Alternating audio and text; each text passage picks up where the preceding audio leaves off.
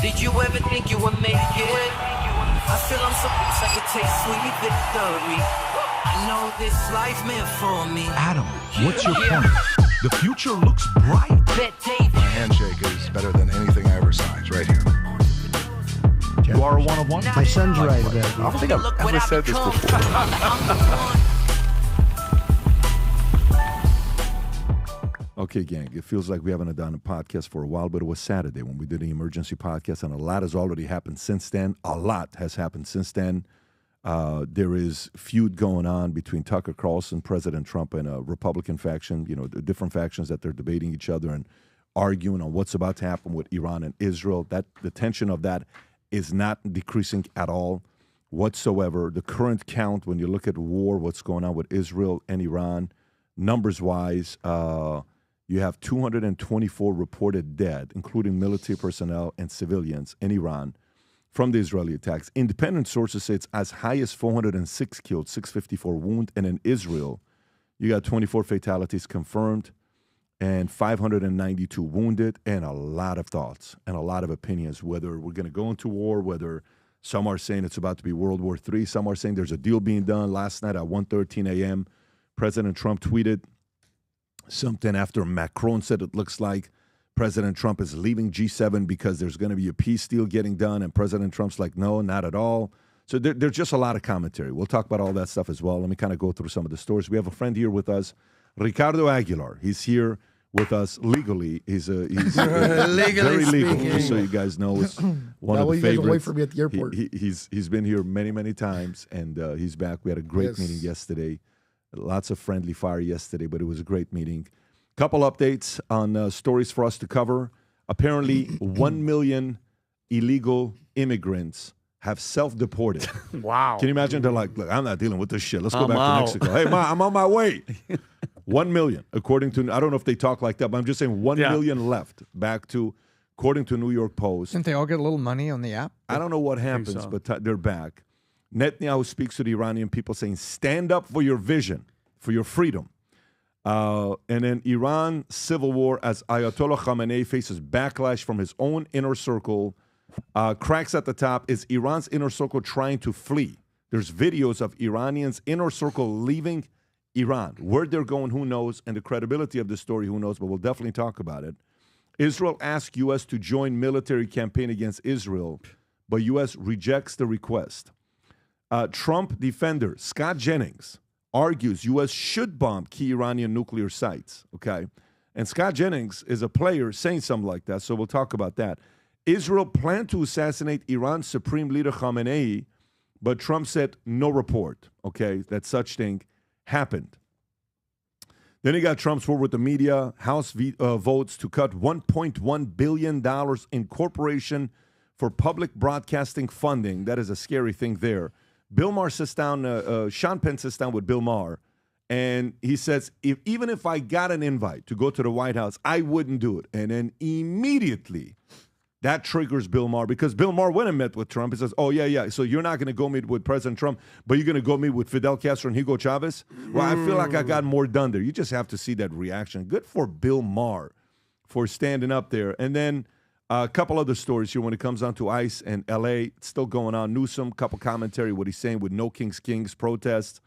Republicans' interest for Musk cools after his feud with Trump. New polls poll finds, and I think even Elon Musk did a physical yesterday, showing the fact that he's negative. He did a test at Austin. It showed that he wasn't on any drugs, any of that stuff. He publicly put it out there and said, LOL. We may even address that. Nancy Mace blasts Tim Walz after he fails to answer one simple question. And you know what it was? What is a woman? You have to they still don't know how to answer a basic question like that. Market fear gauge simmered down why the 15 looks calm, why the VIX looks calm. Entry-level workers are losing confidence in the job market, says Glassdoor. I applied to over 200 to 300 jobs. Even a guy connected me this morning saying I'm having a hard time getting a job. And I'm going to show you guys a stat on what came out yesterday that I think it's important for us to know on the job anxiety levels in America today being at an all-time high. Entry-level workers are losing confidence in the job market, says Glassdoor. The fear factor is real. Workers won't leave their jobs even if they hate them because they're so anxious about the economy.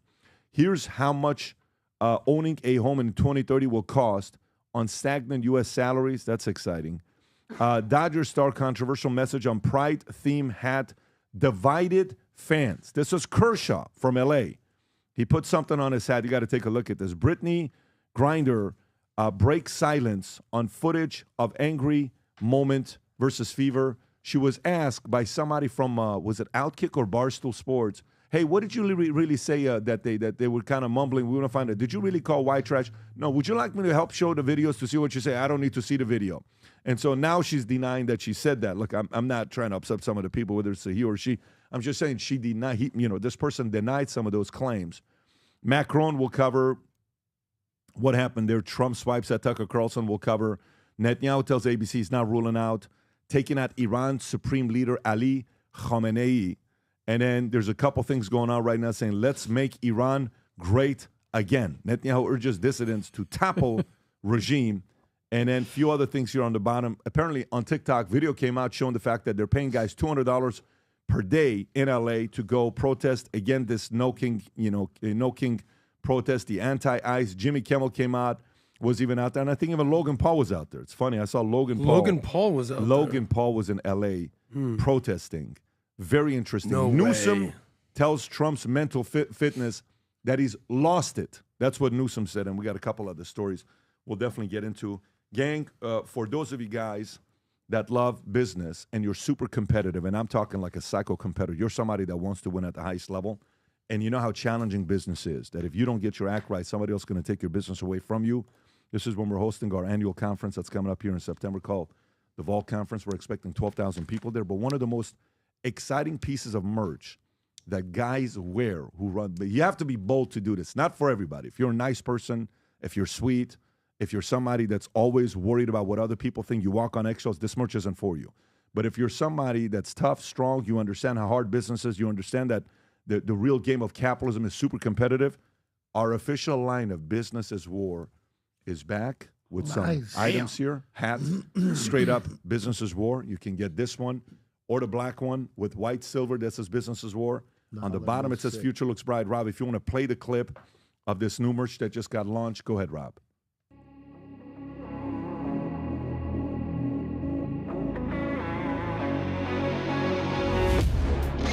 So funny because of what's going on right now. This couldn't be more accurate than what it is today. Hell yeah. Right? Because it literally is today. The market is changing, and those who realize there's war for market share. There's war for a lot of different things. So here's what we're doing. Anybody that places an order right now, go back, Rob, to that last picture that you had. Anybody that does gets that Business is War sticker, which is going to be sick. Put it on your iPad. Put it on your, different places you can put that on. And anybody that places a over $100 merch, you get Business is War mug that goes with it. So go to vtmerch.com. Place your order, Rob. Can you go to the homepage of VT? Right there. You see that? Click on it. Get the shirt, get the hat, get the collection. Shop now. If it isn't for you, somebody that runs a business, you love, a family member, husband, sister, friend, get it for them, send it to them. They will love it. Anyways, having said that, let's get into the main story. Trump, Tucker Carlson comes out and says a few words on, I think it was the Steve Bannon, and he had a couple different tweets, Rob. I don't know if you have the tweets. I don't know if you have the videos. Whichever ones you want to prepare. I'm just going to go right into the story here of what happened with Trump and Tucker. Is this the clip of him and Steve Bannon? So here's the issue with Israel, Iran. There's a camp that says, attack, let's take out Iran. Scott Jennings from CNN comes out and says that, argues U.S. should bomb key Iranian nuclear sites. And a lot of people are on the same page with him, but there's a complete different side. Jennings, one of the most effective defenders of President Trump on cable news, wrote from Jerusalem, Israel, on Sunday that U.S. should bomb Iran nuclear facilities at Fordo. My thoughts from Jerusalem. Israel is on the brink of remaking the Middle East and ending the biggest sponsor of radical Islam terrorism in the world. Trump's strategic part in this move was brilliant. Trump has stated correctly that there can be no peace if Iran obtains a nuclear weapon. This is a tenet of America's first foreign policy. The Iranian terror regime has never been weaker. Thank you, Israel. This is what he says. The chance to end them as a destabilizing force cannot be dismissed. In my opinion, Trump would be justified in taking out Fordo nuclear enrichment facility it would be a righteous decision. And if he does it, no question in my mind that he would deserve the Nobel Prize. This is a once-in-a-generation chance to make the world safer and defend Western civilization, bomb Fordo, destroy the Iranian octopus, restore deterrence, win the Nobel, America first hashtag. That's Scott Jennings. And then here is Tucker Carlson on Steve Bannon talking about the same issue. Very different opinion. Go for it, Rob. I actually really love Trump. I think he's a deeply humane, kind person. And I am saying this because I'm really afraid that my country's going to be further weakened by this. I think we're going to see the end of American empire, obviously. Other nations would like to see that, and this is a perfect way to scuttle the USS America on the shoals of Iran. But it's also going to end, I believe, Trump's presidency and effectively end it. And so that's why I'm saying this. What do you mean by that? That's coming from you. That's you get. Look, I knew Bush. I knew George W. Bush. We had, family connections to Bush. I knew Bush personally. I still see Bush sometimes, and of course, he hates me, and he does because I criticized him on Iraq, and that war is the sum total, from a historical perspective, of his administration. But I knew him, and he had all kinds of plans for the things that he wanted to do. But once domestically, right, to improve the country. Right. And you may agree or disagree, but in his mind, he wasn't just about the invasion of Iraq in March of 2000. Oh, no. He was going to redo Social Security. 100%, He had all 100%. all types of. He was going to take care of the entitlements issue. And he really thought it was going to work. Yep. And you could laugh at that or whatever, but the point is, the second you get enmeshed in a real war, not a fake, let's go bomb the villagers and declare success, though we don't even have a good track record. Why are the Houthis still there? No, there's a whole other question, right, which is how prepared is the U.S. military for a real conflict? And the answer is totally unprepared. Scary unprepared. Okay, so that's that. They go. But anyway, do you have the tweet, Rob, of what Tucker said? Do you have the tweet on Mark Levin, all these other guys? I can find it. So anyway, so while that's happening, somebody asked President Trump about Tucker Carlson. I don't know if you saw this one. Did you see what he said? Live. Somebody asked President Trump, Rob, I sent you the clip if you have that. Here's when he's asked, out of nowhere, hey, about Tucker Carlson, watch what he says. Go for it. Very good job. What was your response to Tucker Carlson criticizing you, saying that you were complicit in the war? I don't know what Tucker Carlson is saying. Let him go get a television network and say it so that people listen. And quickly, have you spoken to...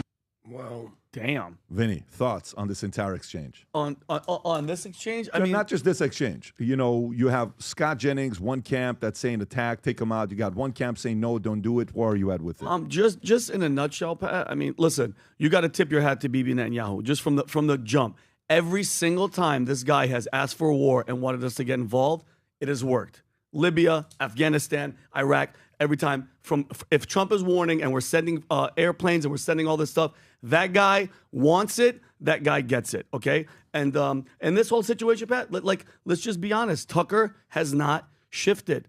Besides being America first, we don't want any new wars. This is what we were talking about. Yes. This is what we were promised.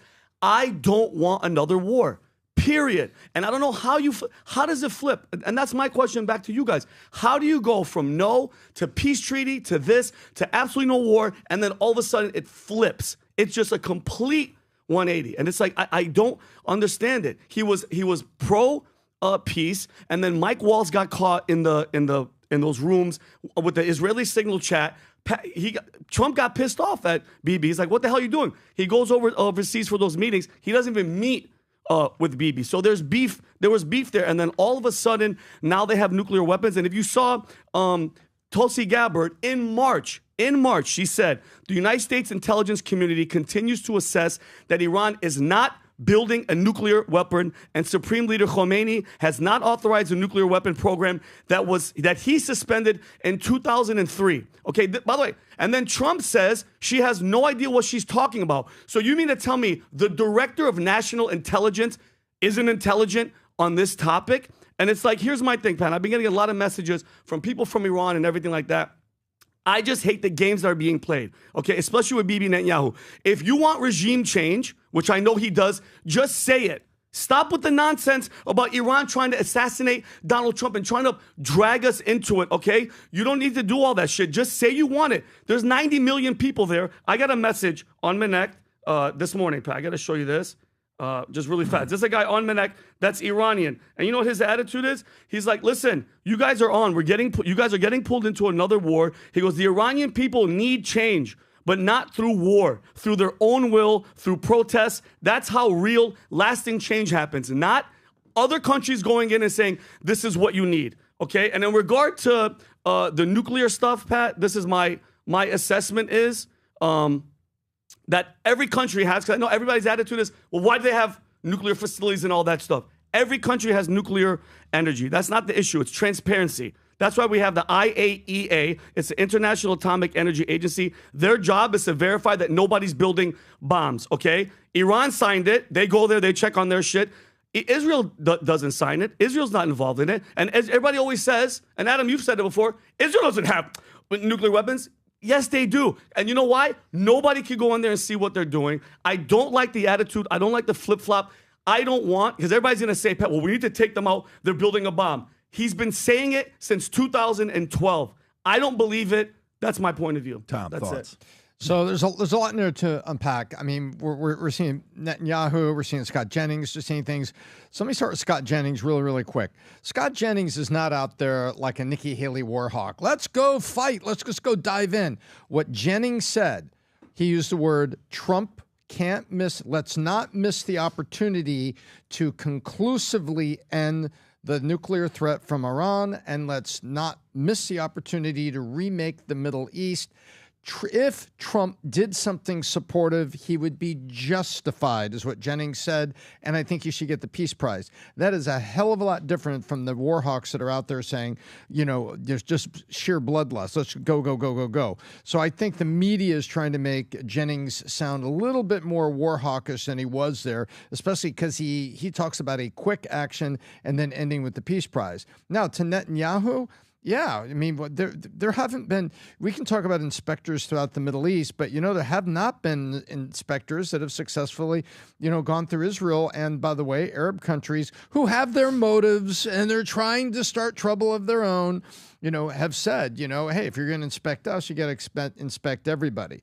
And so that's how I feel about that. But right now, I also think Netanyahu's being pretty shrewd because they say there's 60% of the people in Iran want regime change. We've seen the videos of people cheering. And so when Netanyahu goes out and says, let's make Iran great again, I don't have a problem with you. I have a problem with your government. He's really trying to stoke the protests and stoke the opposition party to go do its thing. But, you know, he's no saint, but that's what's going on in my view. Adam. Bibi Netanyahu will probably go down as the Winston Churchill of Israel. So you can tell a lot about regime, not how they deal with external forces, on how they treat their own people. I would argue that the Ayatollah and the regime in Iran treat their people worse than any regime in the Middle East, possibly the world. You know, we've seen all this free Palestine movement. Cool, I get it. You know what movement I'm all about? All about free Iran. I'm all about free Iran. Iran has been hijacked by this theocratic, thug-like Islamic regime since 1979. I also believe in symbolism. They've been in power 46 years to be exact. Trump is president number 45 and 47, is he not? Smack dab in the middle of that is 46. I believe that Trump, when he says Iran cannot and will not obtain a nuclear weapon, I believe he knows what he's talking about. I believe that Trump believes in what he's saying. I believe he believes in his intelligence. For all the people out there that don't think Iran is working on a nuclear weapon, what the hell do you think they've been doing? What the hell do you think they've been negotiating? What the hell do you think they've been working on for a decade? That you think they're just having fun, peaceful conversations over nothing? They're developing a nuclear weapon, and Netanyahu's looking at them and he's saying, this is the line in the sand, and we're not going to deal with it. But Adam, we said the same thing in Afghanistan and Iraq, and they didn't have anything. And we went to war for 20 years. Yeah, were we doing nuclear negotiations with Afghanistan? Well, of course, we send inspectors all the time. We send inspectors. They So didn't find anything. I want to Just go understand in one there. basic thing. Do you think Iran is not developing a nuclear weapon? Is that what you're saying?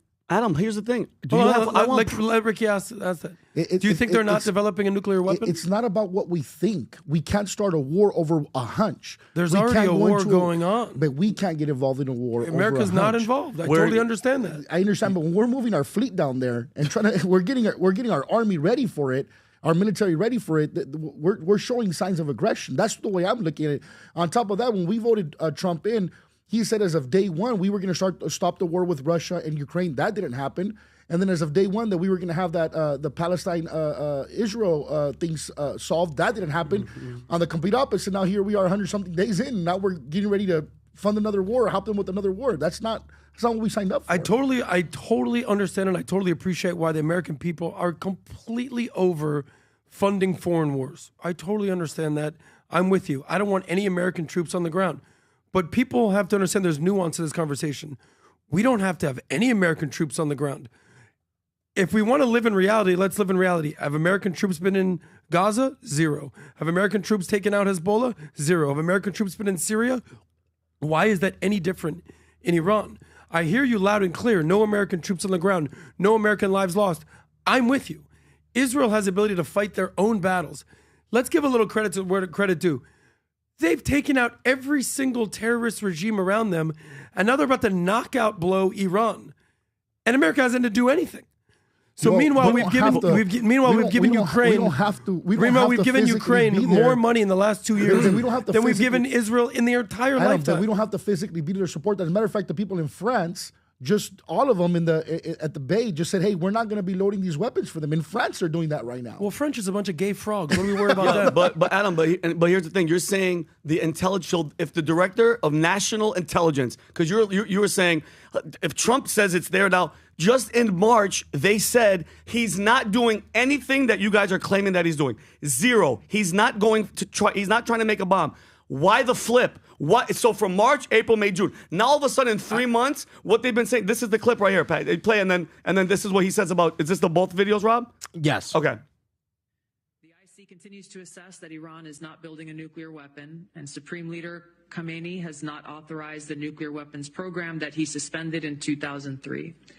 The IC continues to monitor closely if Tehran decides to reauthorize its nuclear weapons program. Okay, this is March, guys, mind you. In March, Adam, they are not making a bomb. I trust the intelligence coming from the director of national intelligence. Adam, maybe we're living in two completely different realities, because every piece of information I see out there, where are you getting it from? Is that Iran is building a nuclear weapon. Adam, what are we even doing then? What are we even talking about? Hold on, Adam. Everything that you're getting is from Israeli intelligence and Bibi Netanyahu, hold on, that's been wanting this war forever. He wants this war. And when people like you, you're yelling doesn't mean you're right. I'm just telling you the fact. Control your emotions. No, because you say stuff like free Iran. What's the plan, Adam? What's the plan? What's the plan? Look at it's not bomb the shit out of pretty damn good right now. Let me ask you a question. Because this is, I'm listening to this and I'm trying to hear everybody out. I'm really trying to hear Scott Jennings saying, bomb Fordo. And I'm really trying to hear Tucker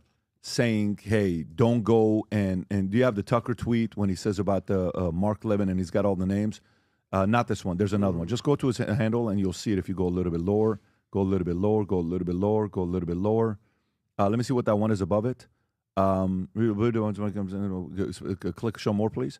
Yeah, this is the one. The real divide isn't between the people who support Israel and the people who support Iran or Palestinians. The real divide is between people who casually encourage the violence and those who seek to prevent it, between warmongers and peacemakers. Who are the warmongers? They would include anyone who's calling Donald Trump today to demand airstrikes and other direct U.S. military involvement in a war with Iran. On that list, Sean Hannity, Mark Levin, Rupert Murdoch, Ike Perlmutter, and Miriam Adelson. At some point, they will have to answer to this, but you should know their names. Okay, so I think we talked about this on the podcast last week. I'm trying to understand what he's saying. Got it. So I'm trying to understand what President Trump is saying. Why is he attacking? Who has the most intel between you, between Tucker, between Jennings, between Trump, between all these guys? Who has the more intel on what's going on? Okay. Trump. And so then the question for me goes to the following. Remember when he killed Qasem Soleimani? Yes. Do you remember when he did that? Okay. Were you supportive of it? When he killed Qasem Soleimani? Yeah. Why? Because he was trying to do damage here in the United States. So Iran's no longer trying to do damage to the United States? I didn't say that, but the conversation is nuclear. No. Stay on this. This is my question. That's what I'm asking. And you'll see where I'm going with this. Because I'm trying to watch, I'm sincerely trying to watch everyone's patterns. My position's been the same for 46 years, okay, when it comes onto this topic. Because I lived there, I saw what they're all about. All I'm trying to ask is the following. When Trump killed Qasem Soleimani, how many Republicans who voted for Trump celebrated that day? Every single one of them. Why did they? Because they recognize a threat when a threat is seen. But isn't that an act of war when we killed their number 2 guy that was supposed to be the president and be the leader of Iran? Yes. So why did we celebrate? Why were we not upset? Actually answer that question, Vinny. Think about it. All of us. I'm asking that. I'm asking, why did that not upset, and why were so many people? Go back, time the tweet of what people said at that time. Show strength. Took them out. When you try America, check yourself. See what happens. Why were you not upset? And why are we upset now? What is the only difference between why were we upset, why were we not upset then versus now? I think with the Soleimani, it was a strategic thing that took him out because he was trying to do stuff on our soil. This situation... No, but what hasn't changed, though? Because, meaning, it has to be, at that time, if they did, because they were trying to do something on our soil, and after we kill them, they no longer want to? You don't think they no longer want to do anything to U.S.? You don't believe them when they say death upon America? You don't believe them? You think it's just an act? No, I 100% believe them. There's only one thing that's changed. What's the only thing that's changed? The way that the what they call woke right views Israel. That's it. The only thing that's changed is there is a community of people in the last, since October 7th, that absolutely cannot stand, trust anything with Israel, and that triggers them. You know, when I watch everyone, I listen to everybody. And I'm not listening to people that disrespect. Anybody that disrespects, boom, muted, block, go away, I don't need to. But if you say something to me respectfully, I want to hear it. Okay, I want to hear it. So think about people, rank things that trigger people the most. Can we agree that number 1 is Trump derangement syndrome? Absolutely. Oh, yeah. Do you see what happens when you see someone that hates Trump? How they react? They're like, hey, I want to read you some of these tweets of what Barack Obama said. And they'll read it. Oh, wow, that's powerful. That's amazing. That's this. Oh, that was actually Trump. Oh, really? Yeah. I want to read you what Trump said. Oh, that's why he's a white nationalist racist. Oh, these were actually said by Obama. Yeah. Obama never said that. Let me play the clip. You ever see that? Yeah. What does that tell you? TDS. Yeah, TDS, okay? Absolutely. Rank me the top 5 deranged syndromes.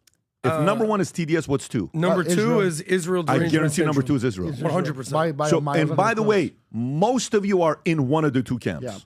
Yeah. If not both. Yeah, some are in both. Yeah. But most of you are in both of the camps. Yep. So then what happened? Which one are we falling for? I'm trying to be as reasonable as possible, okay? I'm trying to see, like, when Netanyahu says, oh, they try to kill the president. Stop it. Stop it. It's like, dude, don't talk like that. I don't even like you talking like that. That doesn't, like, as a president, you know, when they're seeing this, is this the one, Rob? Yes. How long? Does he get into it right off the bat? Yeah, okay, pretty quick. Go for it. Watch this here. Do you have the one of Trump reacting to it? I can find it. Okay, play this clip here. I want to talk about the nuclear threat, and I want to talk about President Trump. Watch you just this. said Iran tried to assassinate President Trump twice. Do you have intel that the assassination attempts on President Trump were directly from Iran? Through proxies, yes. Through their intel, yes. They want to kill him. Look, he's enemy pause it right number there. one. What was the answer? Through proxies. What was the answer? Through proxies. Through proxies, yes. Through their intel, yes. You didn't say, yes, we have it. Because if you got the intel, give it to me if I'm U.S. Okay. So one, why are you saying that? Are you saying that because you want the people to be even more like... Okay, so that's one part. The other part, when people say, you know, Trump is owned by Israel. You know, U.S. is ran by Israel. Come on, guys. I mean, both sides are playing the game to get eyeballs. And if the success is based off of how well your tweet did, and then that's like, oh, okay. No, that could also be the mob being on your side. But if we were happy when Qasem Soleimani was killed and we thought that's showing strength, what changed? My concern, Vinny, right now with this is I do think Iran's going to be, U.S. is going to be pulled into war. I do think that. I do think it's going to be nasty. I do think the Iranian people want this. And I know this is going to sound weird, guys. When it was 1977, 78, 79, when eventually the revolution happened, the Iranian people, 9 million revolted in the streets. They wanted the Shah to fall. They wanted it, and it fell. I think the Iranian people right now, if you go look at some of the protesting videos that are being sent, they're celebrating, saying we're going to be free again. Yep. Do you realize, like, think about the most basic stuff that Iran, if you think about the most basic stuff, I'll come to you, Ricky. Yeah. If you think about the most basic stuff, do you think if you're living in Iran, you don't think you want tourists to come in? Yeah. Think about if you live in Iran, Vinny. Say you love your country. Do you want tourism? Of course. Do you want Sprint to be able to advertise? Do you want the TV to have access to NBC, ABC, HBO? Would you like that? Would you like to be able to get on social media without having to get a Starlink that's being given to you? Would you like to be a Christian walking the streets without having to worry about what's going on? Would you like that? You would like that. I would like that. What if you're like Ricky? Ricky is not wanting to leave California, okay? You don't think Ricky wants California to change? You don't think Ricky wants to see a red person come in there? Of course they do. The Iranian people who are living there, the Iranian people, want this to be done with Khamenei and their people. They want to be good with everybody around the world, and they're not today. They're not today. And so there is that camp. So to me, I'm simply watching everybody's position to see what argument they're making, to see where they're coming from. And I'm, in my eyes, whatever way this can get done with the least amount of friction is the best way. But at this point, it looks like we're headed in the direction of going to war. That's what it looks like as of right now. Yeah, I think my question would be to you, Pat, was obviously, as many other viewers may or may not know, you're in a lot of communication with people that are involved directly with this, even people with Iran, living in Iran, same thing with you, Vinny. But my question would be, they want that liberation, they want a regime change, but at the cost of a war? Or is it a revolution they want to start and they want help with it? That would be my question. There's many angles of being able to achieve any goal. But what do they want that war? Because that's going to come at the cost of their lives as well. It's going to come at the cost of their destruction as well. So I have no doubt that they want to change. But what avenue would they rather take? What are their options?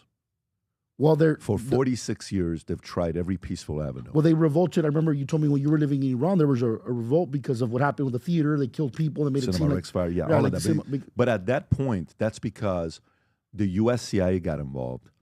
MI6 got involved. A lot of them got involved because they were fearing the Shah was getting too powerful, Iran was getting too powerful, and the Middle East was at peace. Even though guys go up there and say, oh, my God, you keep talking about the Shah. You ought to be done with talking about the Shah. And it's the truth. When it doesn't mean Israel didn't start wars. It doesn't mean Israel didn't go out there and look at their threats and have their motives. My basis was when Iran was ran by the Shah, there was good relations with Iran and there was no war there. They weren't causing wars. Iran was peaceful. It's bad to the point where MBS, you think about what MBS is trying to do, right? Saudi Arabia. They're getting tourism. They're getting guys like Ronaldo. They're getting fights out over there. They're getting the live golf. Did you hear what he had to say on 60 Minutes? Did you see what he said on 60 Minutes? Vinny, have you seen this? I saw a section of it. Watch this here. Yes, Go ahead, Rob. Yes. Not a rival to Saudi Arabia. Its army is not among the top 5 armies in the Muslim world. The Saudi economy is larger than the Iranian economy. Iran is far from being equal to Saudi Arabia. But I've seen that you called the Ayatollah Khamenei the new Hitler of the Middle East. Absolutely. Why? Because he wants to expand. He wants to create his own project in the Middle East, very much like Hitler, who wanted to expand at the time.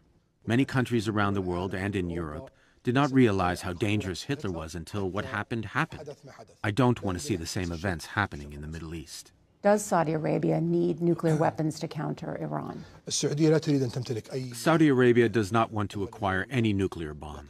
But without a doubt, if Iran developed a nuclear bomb, we will follow suit as soon as possible. Okay, so here's a question. That is MBS from Saudi. Here's a question. Sounds pretty reasonable. But here's a question I want you to think about, okay? What do you think his motive is? What do you think MBS's vision is? To make Saudi Arabia one of the biggest, most powerful tourism. Is that the impression you're getting? Yeah, he loves his country and he wants. Have you been to Saudi Arabia? I have. Have you been? Yes. Did you feel safe? Kinda, sorta. Where was it? When was it? I was in a couple of places. I was in. What year? What's the last time you were there? I came here 7 years ago, 6 years ago. So 6 years ago, you were in Saudi Arabia. Okay. Yeah. Have you been to Iran? No. Why not? It never crossed my mind. If you got a comedy skit right now to go to Iran to do a show, would you go? Right now? 2 years ago. Probably not. Probably not. Probably not. Why not? How about definitely not? Just say I'm an American. I'm a veteran. But do you feel safer going to Saudi versus going to Iran? Oh, for sure. Okay. So when you think about Iran, what do you think Khamenei's vision is for Iran? What do you think their number one is? So MBS is what? To be like, nice place to go, events, sport, all this kind of stuff. What do you think Iran's vision is? What do you think Khamenei's vision is? I honestly I don't know. Have a great country, economy. You think it's economy? Well, I mean, what else would a leader? Do you really believe that? Well, what do you want? Because let me ask you this question. Say, for instance, if somebody wants a good economy, say you're saying you want them to have a good economy. Yeah. All right. If that's your number one, what would you do for your country to have a great economy? What would you need to do to have a great economy? Tom, if let's just say Khamenei or the leaders of Iran want to have a great economy for their country, what are some 5 things I can do to make my country better for my people? Oh my gosh, you would open up trade discussions. You'd try to get some trade treaties put on. You would try to get invited as a guest to things like G7 and get diplomats together. You would try to play nice with the world stage to get people to recognize you. And to step it back, look what Saudi's doing with sports, with F1, with soccer, with Live Golf. They're trying to bring people in there. They're trying to engage the rest of the West and be an active, good participant in all that and get trade with, they've got a lot of petro, of course, and get trade and things set up with the rest.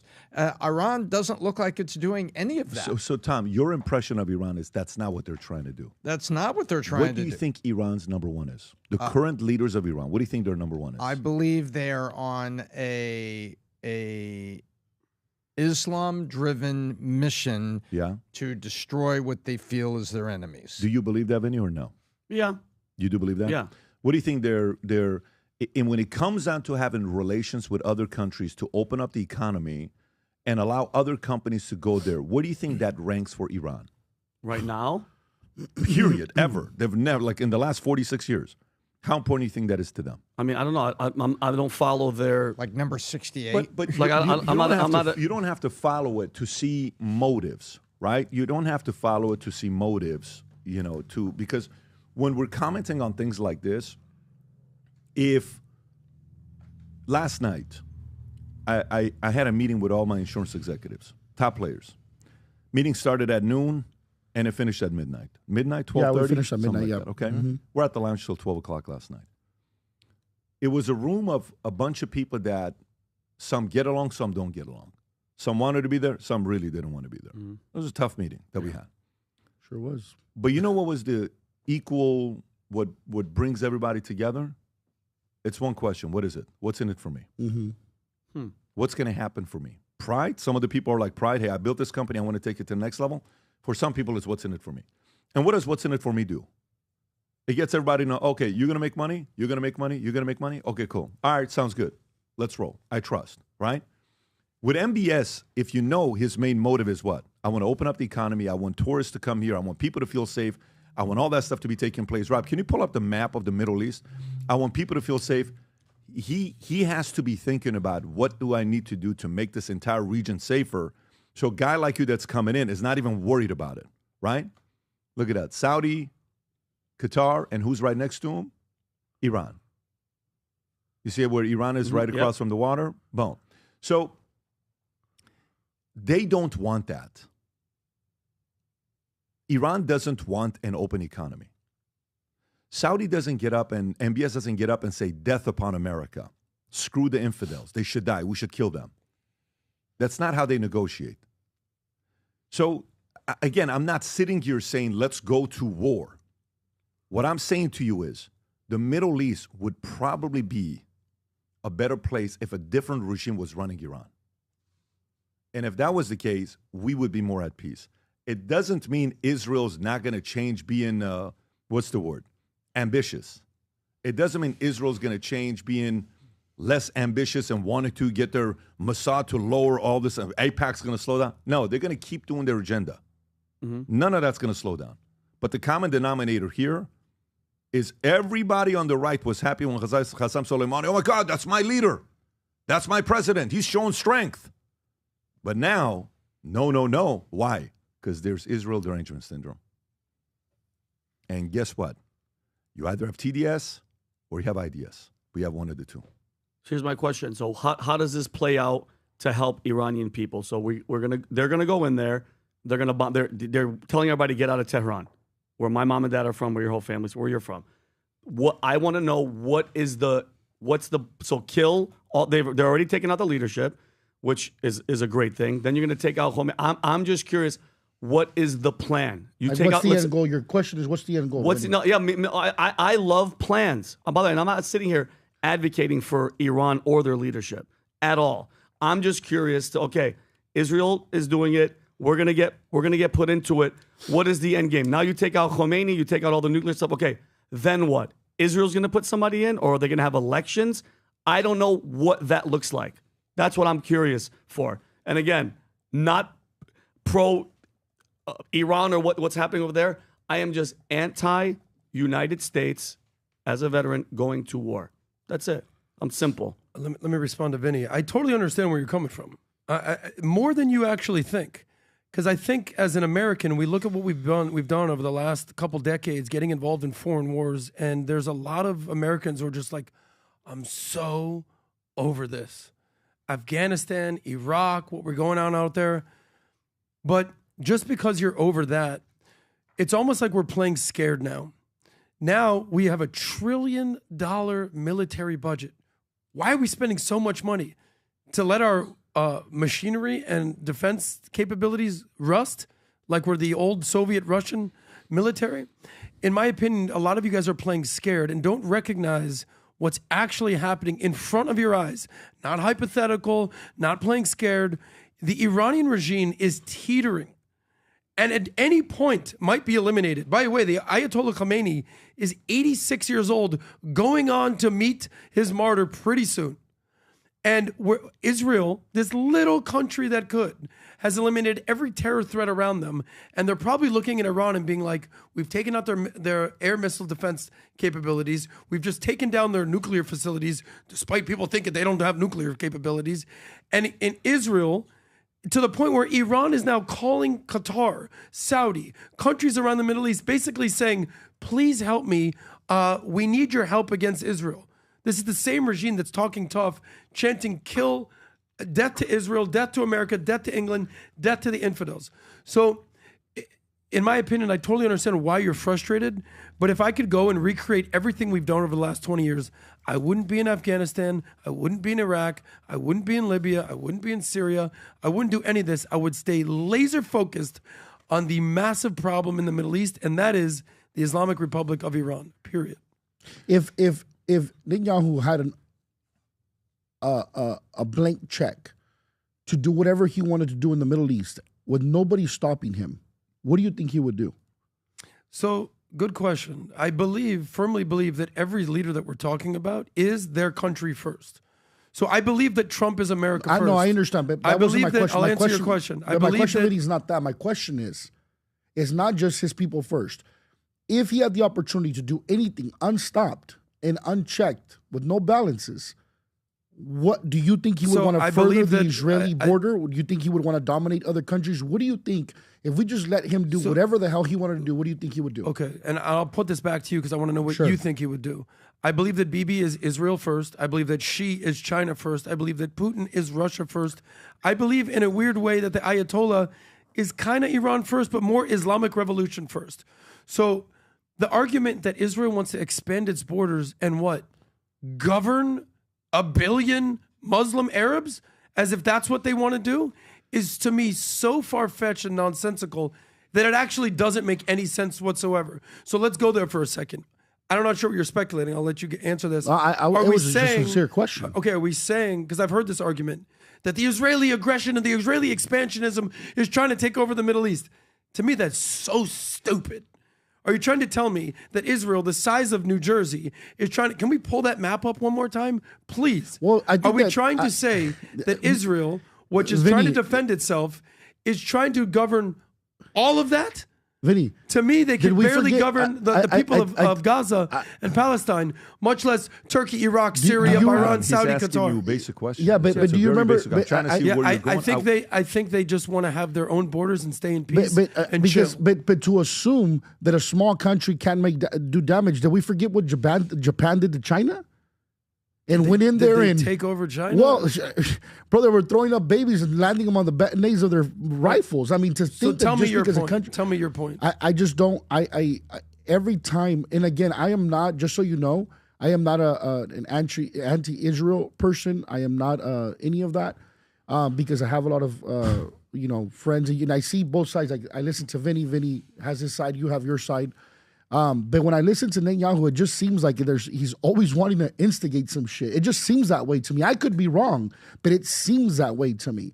It's always like, for example, when they ask him, "Oh, you have credible threats that Trump, what they wanted to kill Trump." Well, yeah, we have this proxy. Like, bro, you're making a big that's not something small. That's not. Trump reacted to that. Rob, play the clip of yeah, Trump that wasn't something small. That was a big statement. Do you have to it? make. No, I couldn't find it. I thought you had one of them up there that you were showing. No, but you know what? Here's a question for you. Yeah. Question for everybody here at the panel. Okay. Do you think there is propaganda going of people being anti-Israel? Do you think propaganda is taking place right now to be pro-war? Do you think there's actual money being spent right now on propaganda, whether it's AIPAC, Qatar, different people that are putting up there?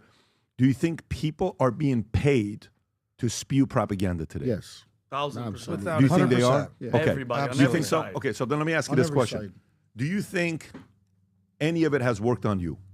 Oh yeah, absolutely. I mean, I would be. Yeah. I mean, anybody who says no, everybody's swayed a certain way by stuff that they see and they read. Yeah, so then what do you do so it doesn't get a hold of you?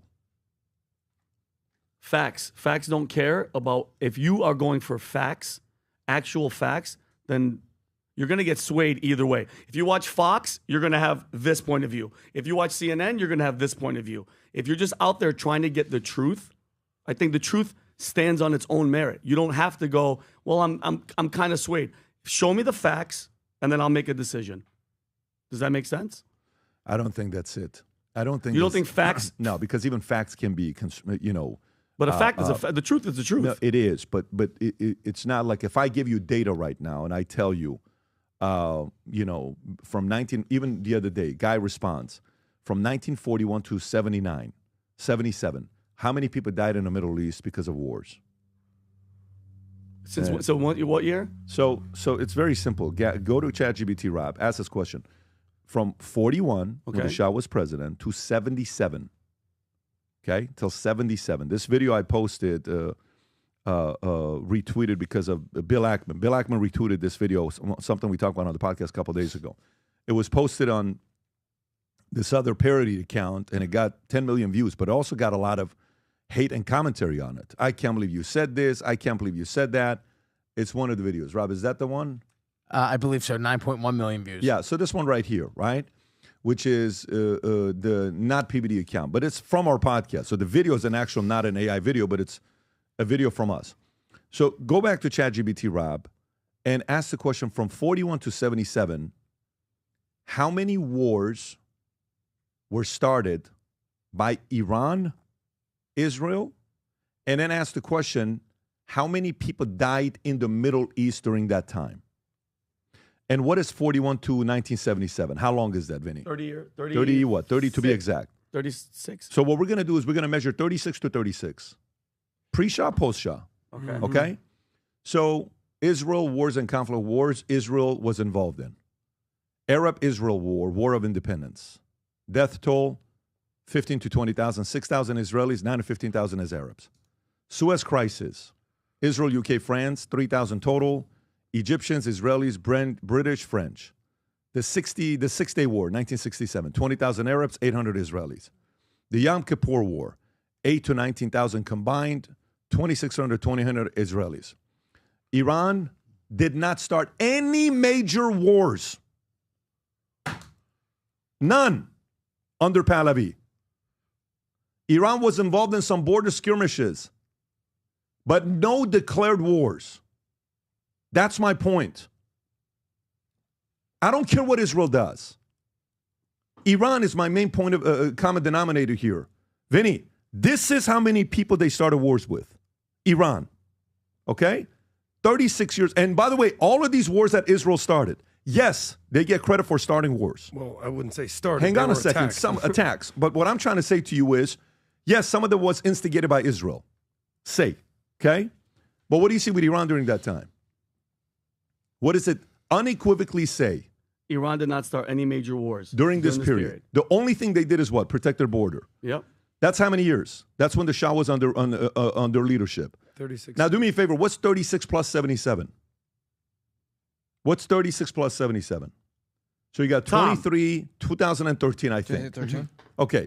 So if you go to, now do the same thing and type in the same exact thing, except change it, 78 to 2013. This is data. You said you like facts, right? That's how to not fall for propaganda. Of course. Let's do it. I don't know what it's going to say, by the way. So, just wars Iraq and war was campaigns. 1 million. Watch this. 82, Lebanon War, first Lebanon War, Israel invaded Lebanon, blah, blah, blah, PLO, 15 to 20,000. Gaza wars, 1,400 Palestinians, 160 Palestinians. So you got two of them right there that Israel started. Iran, ready? Iran was a major city in proxy wars. Iran-Iraq, 1980-88.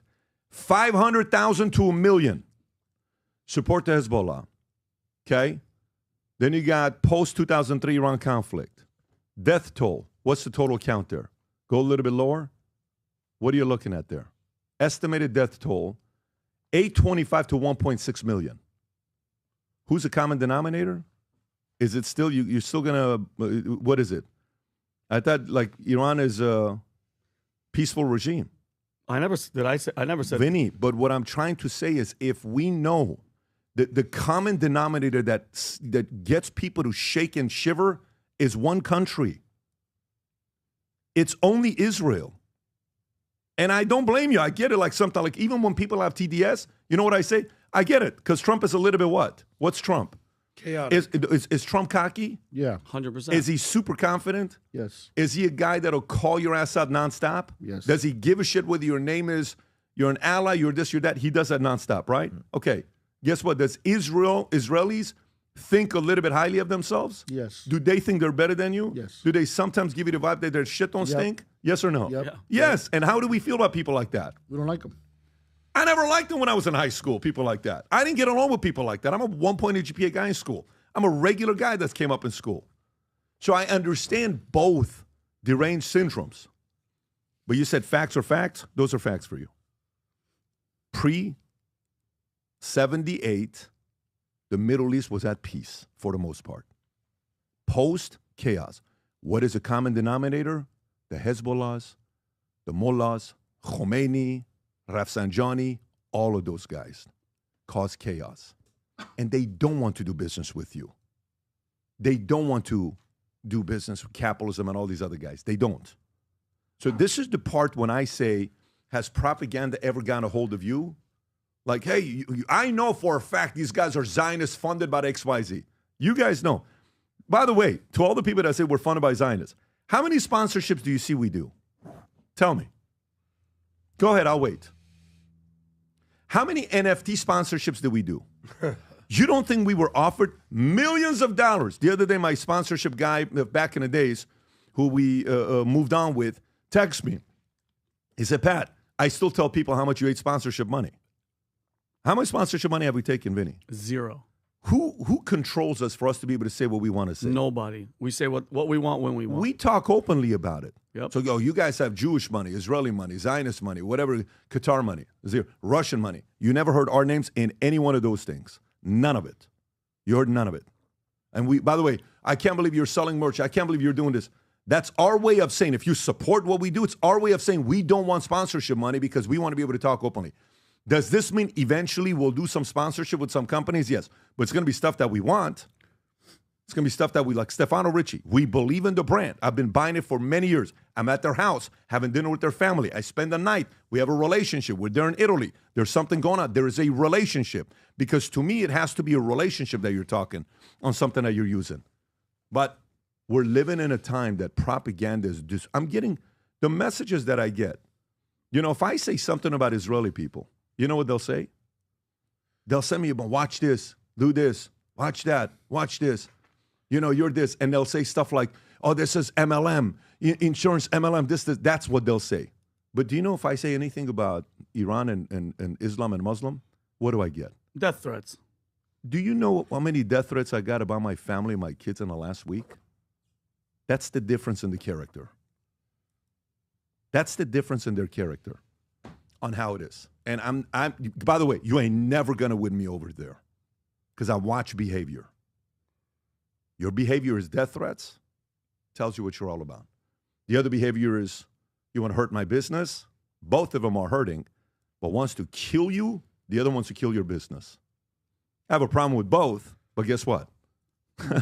There's a very obvious window and a line there. Yeah, and by the way, again, I understand a lot of people, oh, God, he's such a this, he's such a that, he's such a this. Nope, I don't fear any man.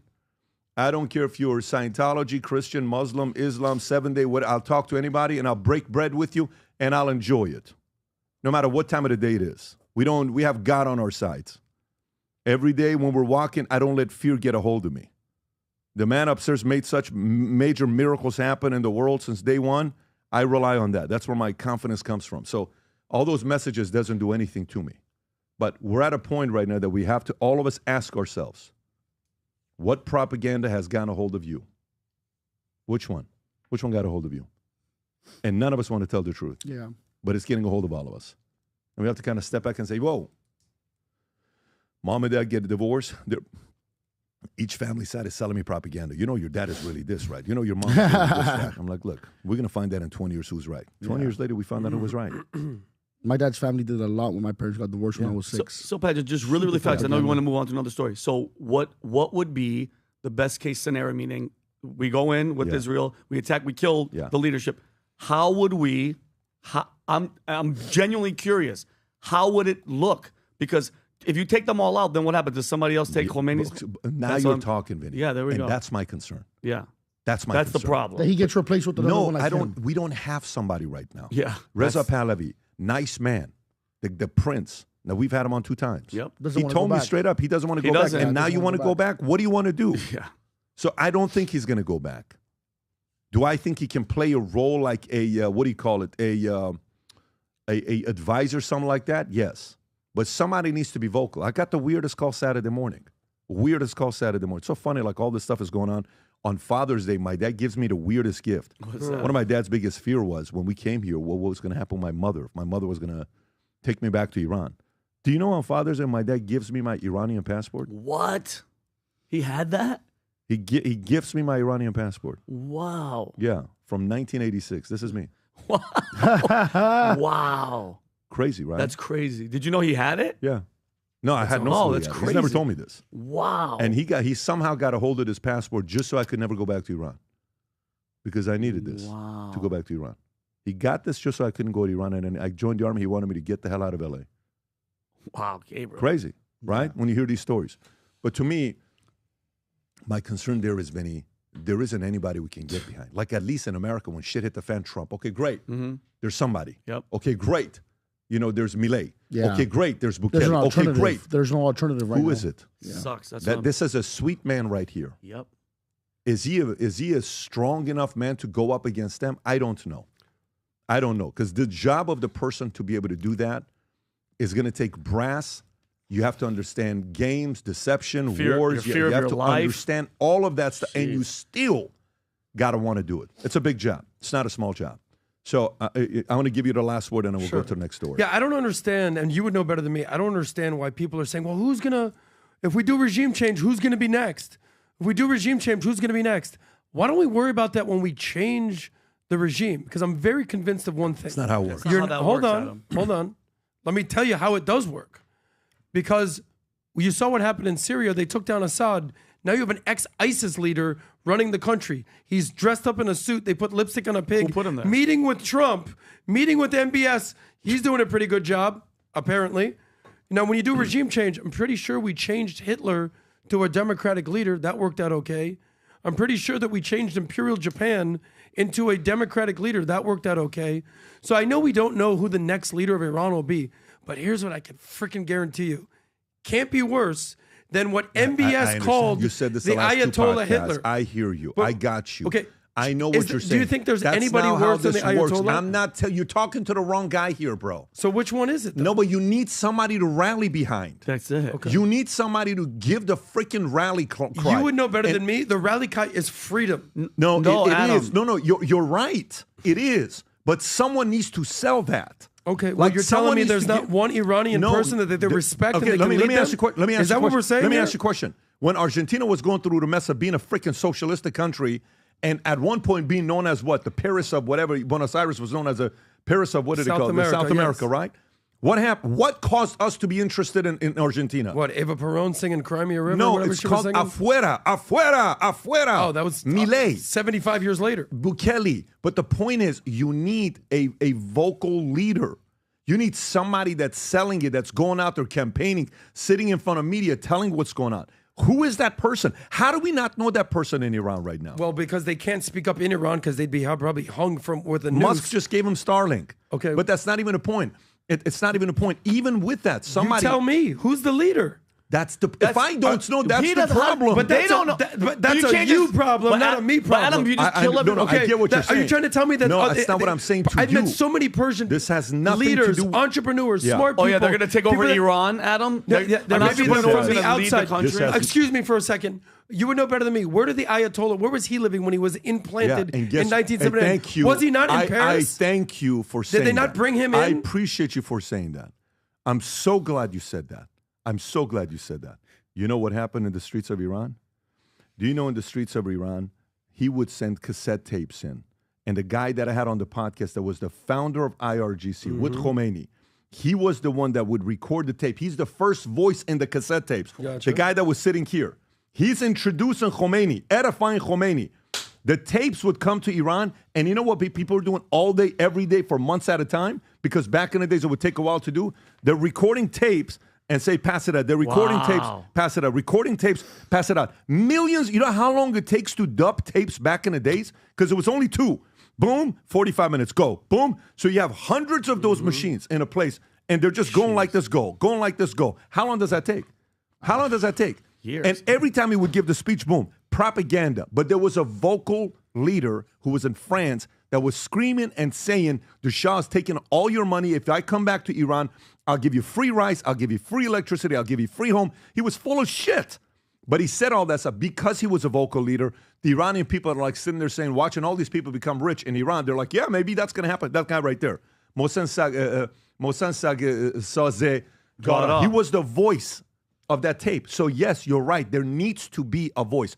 By the way, you know how quick that person can rise? Like this. That person can rise very quickly. But the way that person needs to do it, guess where that person needs to go? He needs to go and sit in front of 200 meetings like this, in front of camera.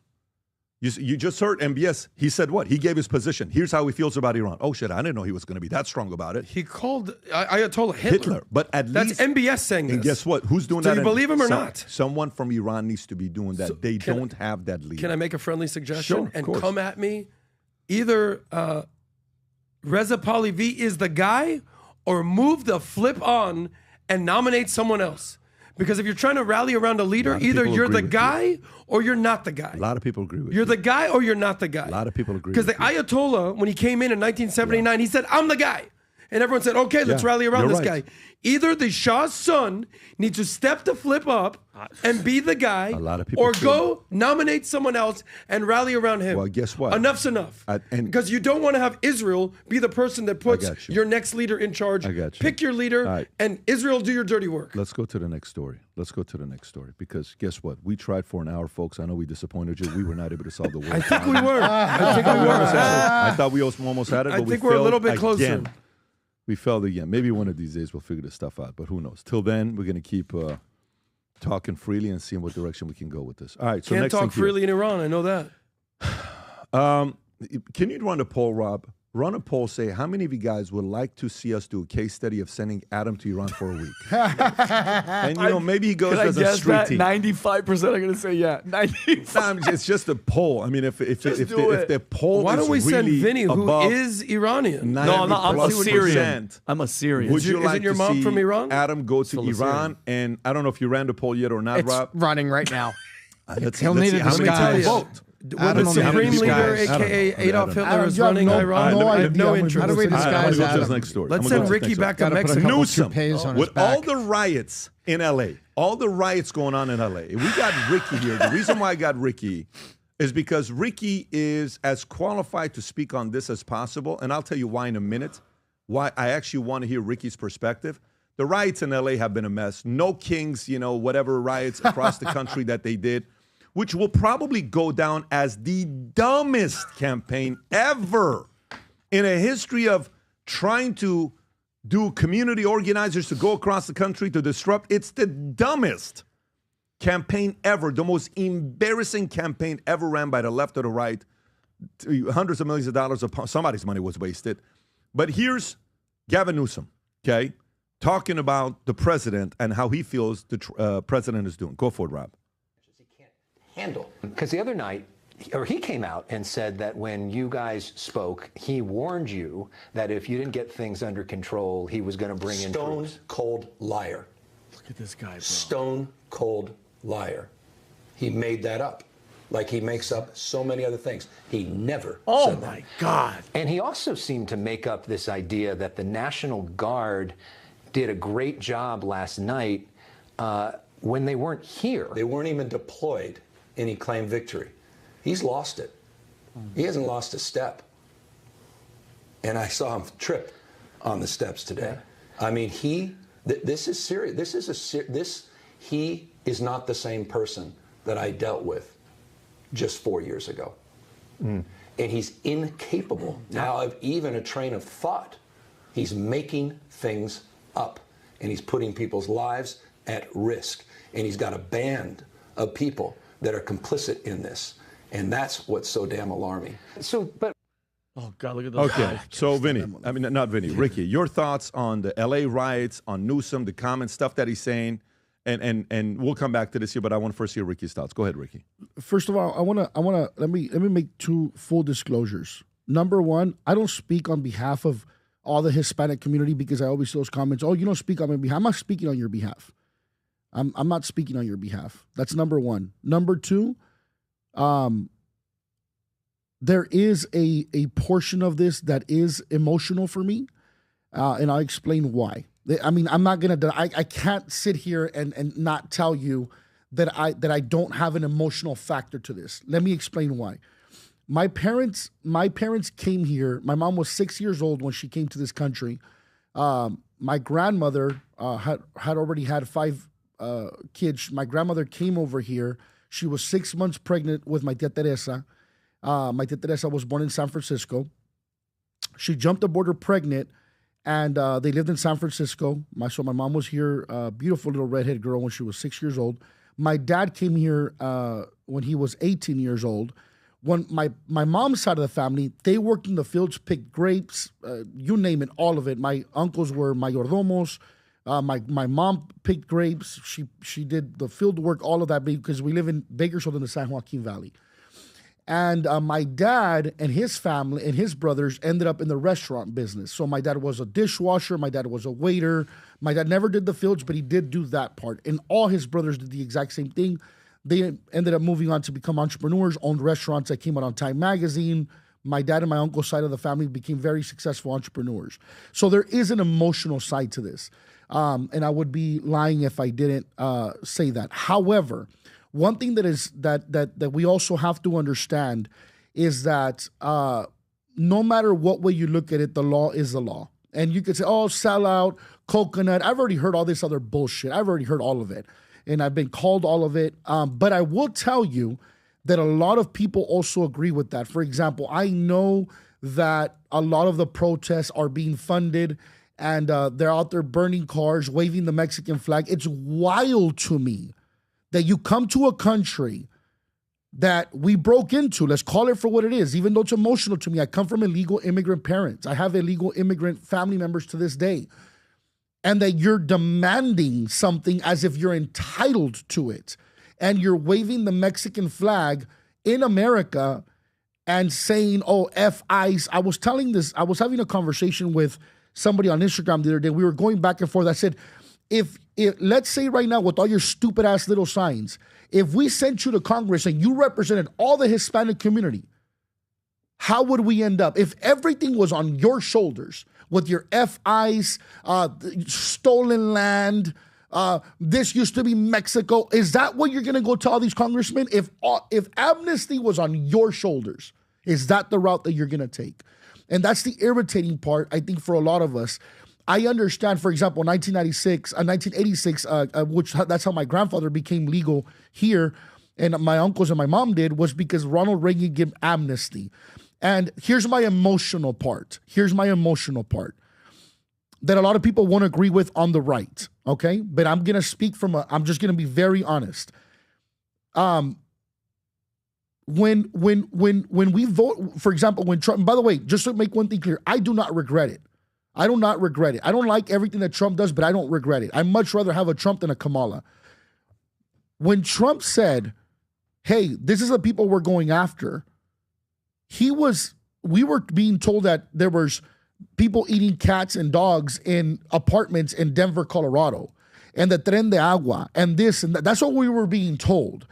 So therefore, when we're saying, hey, they're gonna go after all these guys that Biden let in, they're saying anywhere between 15 and 11 and 15 million people. That's who we assumed they were gonna come after. Your first raids are in freaking LA. Like, you're like, what the hell is going on here? That's the emotional part. Logically, it's the law. That's the logical side. And any Hispanic that comes from immigrant parents, whether your parents are immigrant or not, or Hispanic here, or any minority, you have to see things for what they are. It's the law. Like, no matter what, it's the law. Matter of fact, Rob, can you play this? Let me give context before, Rob. This video is in Tijuana. The Central Americans showed up in Tijuana. Nobody likes illegal immigration. Let's see what the Mexicans in Mexico did to the Central Americans, please. Shoot it, Rob.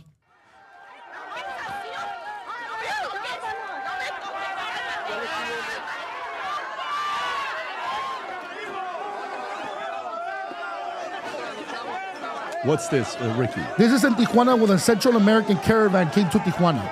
And look at the signs. Well, you'll see them right now, Pat. It's only a minute-long video. No a la invasión. No to the invasion. No a la invasión. This is in Mexico. This is not LA. Those are the Mexicans on the other Mexicans. On that side. Yeah. Look how they're treating the Central Americans. Puro Tijuana cabrones. Look. Primero nuestros pobres, no invasión. Tijuana, no, de primero México. First America. Give us a little subtitle, Inmigrantes, Ricky. no, sí, ilegales, no la invasión. Mexico does this, you hypocrites. That's what pisses me off. Mexico does this.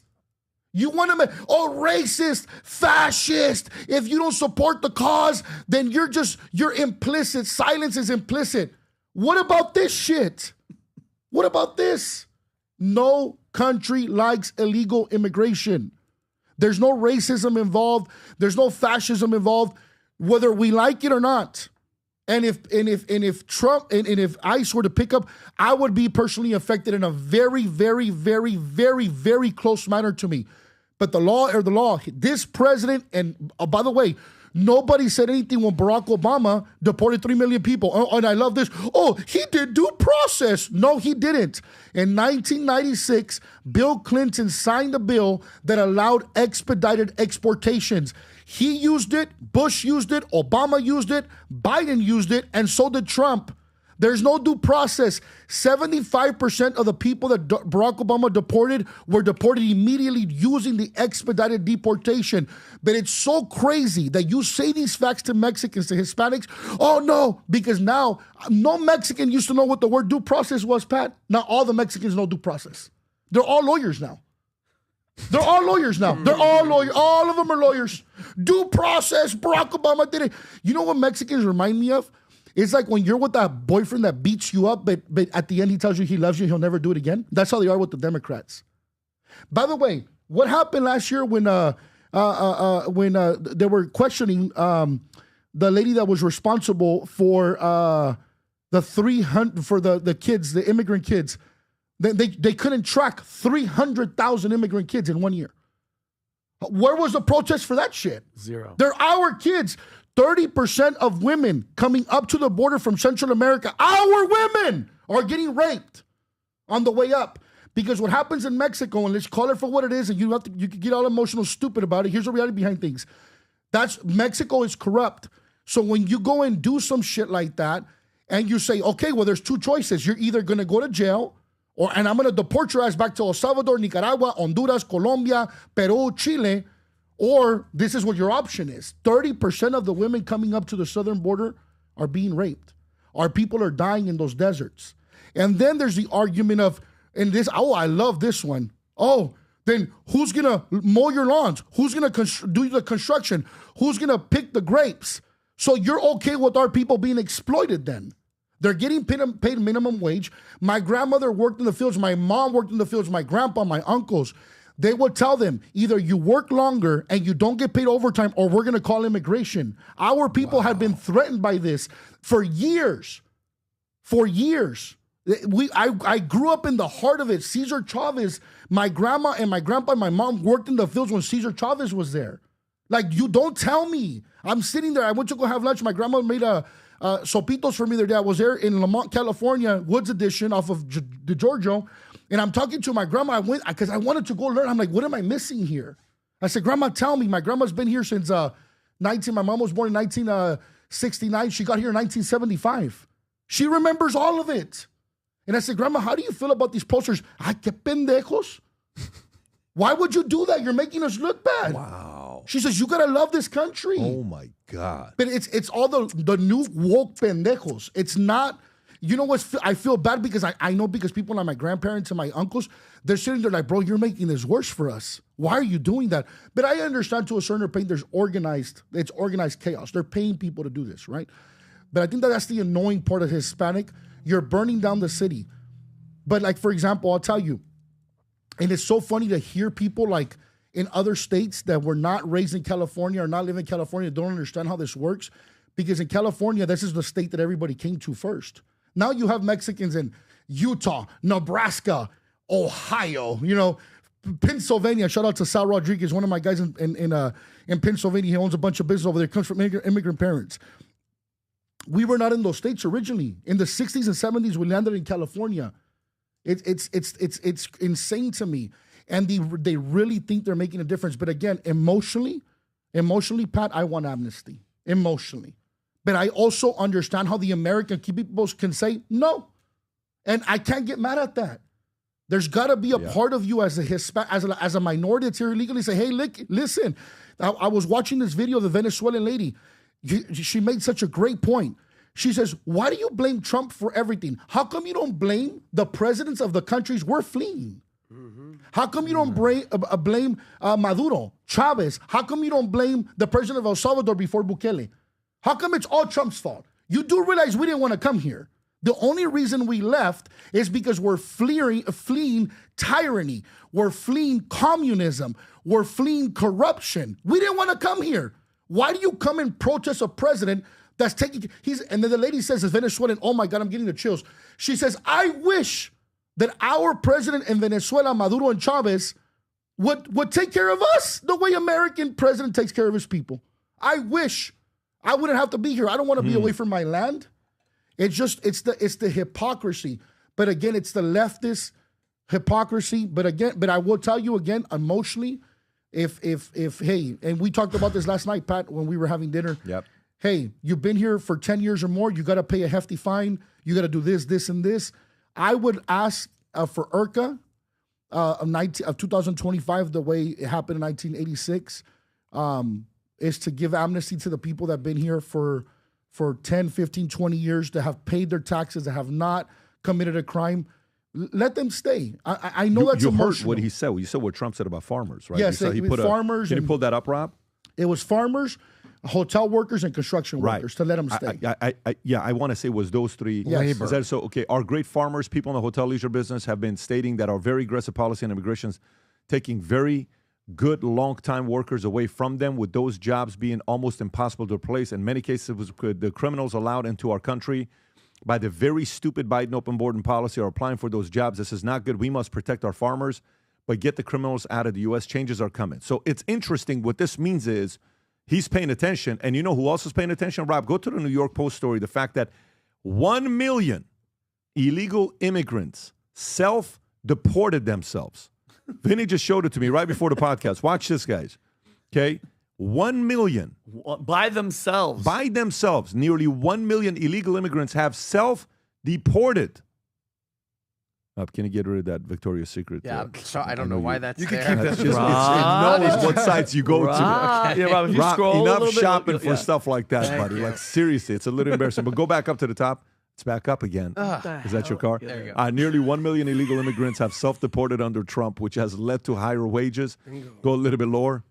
Now we know it's freaking like fetish stuff. If I can... While ICE arrests and deportations transition separate complement mass deportation, and reports are correct that the plan is more successful than anyone would have managed. Based on government data, my organization, the Center for Immigration Studies, has conservatively estimated that about 15.4 million illegal immigrants in the U.S., 50% over the 4 tumultuous years of Biden administration. Go a little bit lower. And Ricky, I'm going to come to you. Yes. That's no surprise given a Biden. Could go a little bit lower. I'm going to go to the data side. Trump wrote a wave of concerns about high-cost hospitals, housing, essential government, cities, towns across the U.S. second term. Now that he's back in the Oval Office, it's up to border czar Tom Homan to drive unauthorized population down and restore credibility to our immigration system. Is there anything else written on the bottom? I want to go to the numbers. Boom, boom, boom, boom. Track the just. Is there any numbers that is the rebranding coincides with? There he is. Offers okay. The rebranding coincided with an offer of financial incentives for aliens who leave voluntarily. A stipend of $1,000 that's in lieu of costly physical deportation can be about $17,000. I think that's a brilliant way to do it. Mm-hmm. Here's $1,000 go, but they paid many cases into those coyotes $5,000-$10,000 to come here. Easy. So $1,000 to leave. Yeah, Ricky. but you know what? I'm gonna. By the way, I know people that have self-deported, but let me tell you, those people that are leaving, Pat, is because they came here, they were here 15, 20 years, and they built their house back in Mexico, and they saved up money, and they didn't have a lot of debt. I have family members, right? My brother just left to Mexico to live in Mexico. My dad lives in Mexico. My dad says, I don't have any debt here. I have my house in Mexico. I'm gone. My uncle Rafa left to Mexico. My uncle Luis is getting ready to live. A lot of my uncles are getting ready to go back to Mexico because they built houses. They built something there. They have no debt. They did things the right way as far as saving and building a house, and they went back.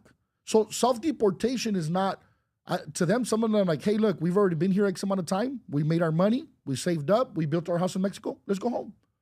Let's go home. And that's the part that I think this, a lot of times we don't see that, is that, for example, my dad's goal was never to be in this country forever. My dad left when I was 15 years old. I'm 37 years old. My dad left many, many years ago. His goal was never to be here forever. And there's that element of it too, of when you come into a country illegally, you kind of have to have a sort of plan, like know that at some point that might backfire on you. The time is coming, yeah. You gotta know that the time is coming where somebody's gonna say, hey, by the way, it's time for you to go home. And I think that just kind of last point on this, Pat, I'm very, very, very split emotionally, because I do come from illegal immigrant parents, and I'm split legally. I look at things logically. Working alongside you almost now 10 years, since 2016, you've taught me how to process things that way, where it's not all emotional. And this country has laws, and Mexico has laws. By the way, just so you know, I landed in I forgot where I forgot where I landed. It's been a while. I was in Mexico. This is a couple of years ago. I saw a plane come in from Colombia. They turned 20 Colombians back. That plane landed at the same time as I landed.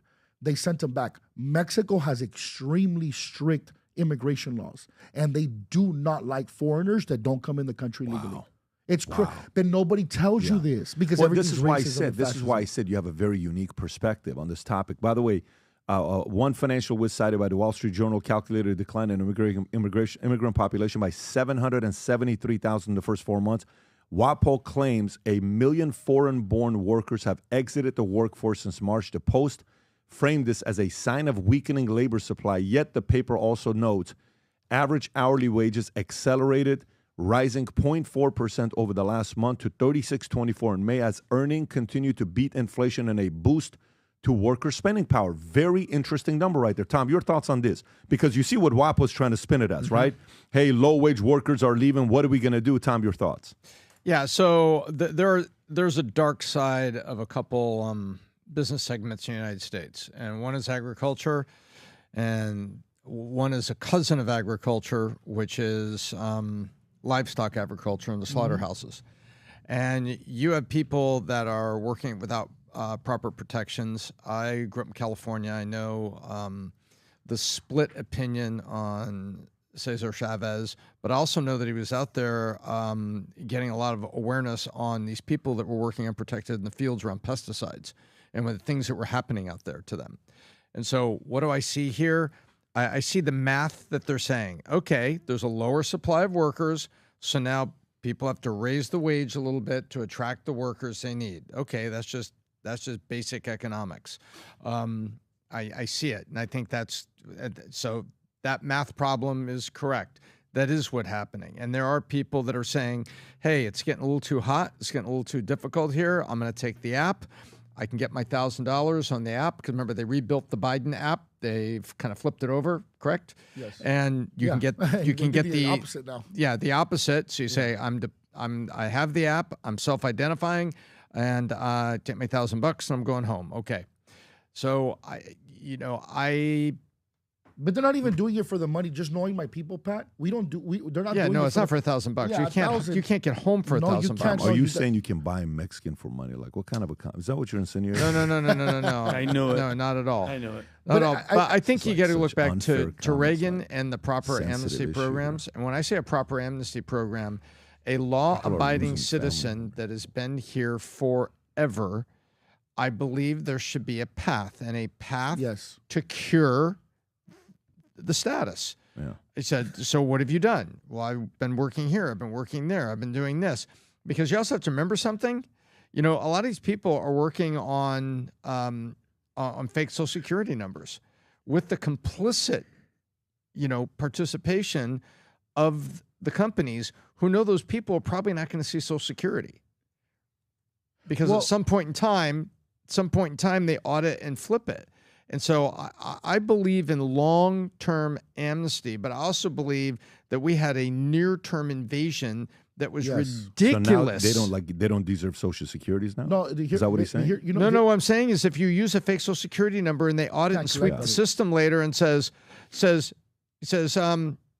your name is what? My name is, Jorge Ramos. El pendejo. Really? So you're not Irving Salzberg, 104 years old from Newark, New Jersey.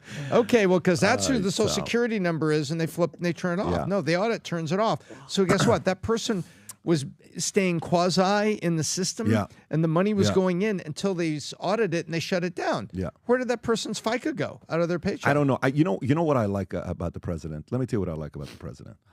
You have to freaking love the way this guy does what he does.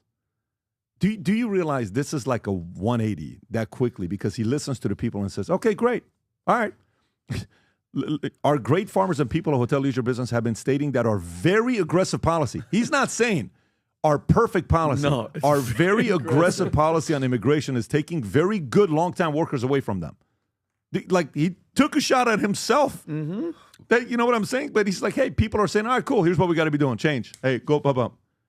How quick? So I think the part, if you're able to deliver a message in a very reasonable way, I would add, if I was to do amnesty, I would say, okay, you're legal, but you have a 10% tax on top of everything else until you pay off $100,000 to the U.S. government, $200,000, $300,000, and 500 hours of community, or join the military, depending on your age and where you're at. But there's got to be something, right, that you give to. You have to speak English. You have to go through certain criterias and timelines. Some people don't agree with that because. Can I say something about that, Pat? Let me tell you, as a dual citizen Mexican that also lived in Mexico, that was raised by immigrant illegal parents, you give that. My dad's an American citizen now, and so is my mother. Okay, but have these been the times where they weren't? I promise you, my dad would say, no problem.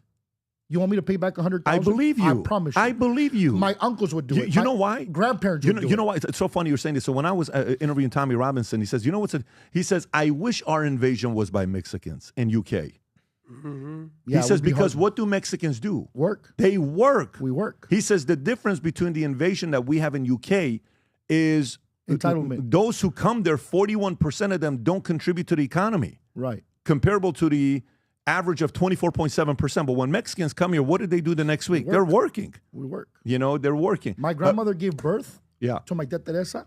She was sewing the next day at the sewing factory. I believe you. Well, That's Teresa, that reminds me of Jennifer. Jennifer gave birth the next day she was working. So Teresa, Jennifer, you're part of that community. Well, guys, breaking news. The poll numbers are out for Adam. Okay. Can we guess? Shoot it. And before you pull it up, let's guess. What do you think it is? What do you think it is? What percentage want to see Adam go to Iran? I'm gonna stick with my original. I'm gonna say 95%. What do you think it is, Tom? What do you think it is? 75. Ricky? I'm gonna say 90%. Okay, let's see it, right? Guys, if it's over 95%, I'm going to Iran. Let's see what we got. 78%. Oh, shit. They want me to stay. They love me. By the way, you're going to the 22%. Guys, can you do me a favor? To the 22%. Do you have $18 to send a message to Adam and tell him you love him? Can you pull up the Menek there? Menek Adam and tell him you love him. For all the comment section, like I swear to God, if I got $10 for each email I got about firing Adam or DM on Instagram or X, I would be financially well off right now, okay? Yeah. Send him an egg to Adam. Give him some love. And if you're an angry patriot loving what Vinny's been saying today, send a this message is like a to bad charity. Vinny For as well. $15 a day, However, you can check keep this out. Adam in Iran. You know who else is on Menek? A guy named Ricky Aguilar. Yes, So if you sir. go, but I think on Menek, his name is Ricardo Aguilar. Yeah, Ricardo right? Aguilar. Ricardo, Ricarado Aguilar. And if you Menek Vinny or Adam, ask him, can you give me Ricky's Menek? Rob, if you can put Ricky's Menek below. Hey, for your anybody manager, she got me in trouble. Right there. She's like, hey, you need to reply faster to people. I'm like, oops, I didn't know you guys had a Ricky, So anybody there you that go. knows Look you at in that real look life right knows there. that you're a living gangster in real life. Why you look so soft in your picture? Yeah. Put some glasses. Hey guys, this is my grinder profile. Ricardo. Okay, tough guy. This is on the weekends. He's a model for Warby Parker. Let's go to the next story. I'm going economy, Tom. Tom, we want to know what's going on with the economy. I'm coming straight up to you right now. So do I. All right. Entry-level workers are losing confidence in the job market, says Glassdoor. I applied to over 200 to 300 jobs, CNBC. 200 to 300 jobs. They're having a hard time getting a job. So let me read the story, and then, Tom, it's on you. Okay, so here we go. Which one is it right there? Employee confidence dropped to 44.1% in May, the lowest since 2016, with entry-level workers particularly pessimistic at 43.4%, driven by economic uncertainty from potential tariffs and a 9% surge in layoffs mentions on Glassdoor, alongside a 47% increase in U.S. job cuts to 93,816 from 63,816 in prior Mayor per Challenger. Grain Christmas. Catherine Diep, a 21-year-old University of California Irvine graduate, said, I applied to over 200 to 300 jobs in event marketing without success, reflecting a tough job market for young graduates. Entry-level workers face limited opportunities due to low hiring environment, with lead economist at Glassdoor, Daniel Zhao, stating it's hard for young grads to get onto the career ladder in the first place, as employers hesitate to open new roles. Zhao added that employees have less leverage to climb the ladder internally and face increased competition from laid-off experienced workers, reduced promotion, and raise prospects for young workers starting their career. Tom. Well, I got two things to say about this. First of all, you have to let's dive in to the source. This is Glassdoor and CNBC. All right, neither of whom are a capitalist lobbyist here.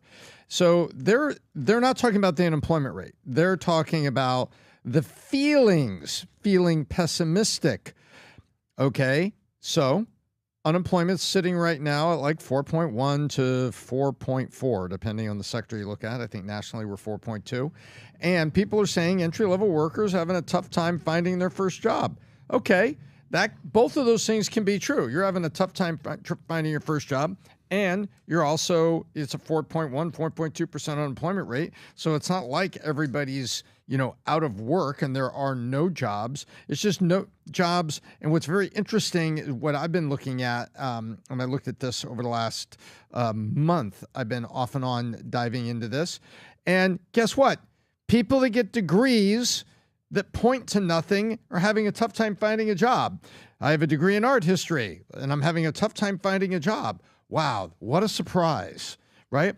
I got a job in software engineering, and I had my pick of 2 positions, entry-level pay, but 2 positions. Wow, what a surprise. You get a software job, and you can find 2 jobs. And neither one of them are going to pay you $1 million a year, but it gets you off and running and gets your career started. So that's what's going on here. And what you've got is CNBC is grabbing, this is a clickbait from CNBC, grabbing a couple stats, throwing it up there to say that everything's bad. But unemployment is 4.1 to 4.4%. And people that have degrees in majors where jobs are finding jobs. People that got liberal studies or studied, English or whatever, not that those are bad majors, they're having a tough time finding jobs. And by the way, what do they want? Let's also talk about this generation of people that feels increasingly entitled about the job that they expect to be given. So are there some things going on here? Yes.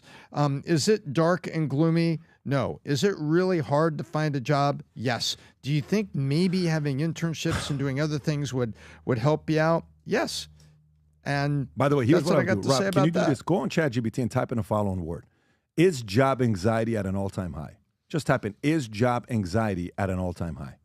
So you're telling me that you can't have a major in North African lesbian poetry and get a job?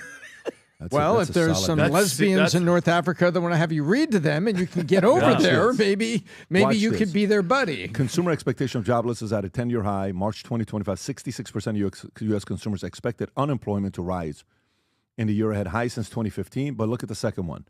Layoff anxiety in the Great Stay. A January 2025 survey found that 81% of workers fear losing their jobs, while 76% expect more layoffs. This has sparked a Great Stay trend. Workers cling to current jobs despite poor satisfaction because they fear instability, burnout, and stress surge. Job burnout hit 66% in 2025. Around 75% of employees report low mood, and there's a strong desire for mental health support. Anxiety is now the top mental health issue. Digital overload and extended work hours. Evening work emails and late-night meetings, 16%. 63% of workers asked to shoulder more responsibilities, 2023. Sunday scaries and pre-work jitters. Wow, this is like scary. I'm reading this. I'm like, these are feelings, Pat. These are real things, but these are also feelings, to be fair. But let's go look at 2 things in there. Go for it. You and me. Let's look at that. You're being asked to shoulder more responsibility, and people are doing emails in the evening. Well, which is it? You think they're about to lay you off, or they're giving you more responsibility and you've got an opportunity to show yourself? But hey, with the tariffs, with the market went up and down, it is perfectly reasonable that people have these feelings. But the reality in the numbers, the feelings don't match the numbers. Have layoffs gone up in certain sectors? Yes. But the unemployment rate's only 4.1, 4.2. You know what's crazy, Tom? You know what's crazy? All can be true. One of the things that I look at so close, and by the way, every time I say this, people will get, oh my God, it's not true. When I look at resumes and I see 1 year at the last job, 16 months at the previous job, 18 months at the previous job, 8 months at the previous job, 12 months at the previous job, 14 months at the previous job, 22 months at the previous job, 2 years at the previous job, 1 year at the previous job, 6 months at the previous job.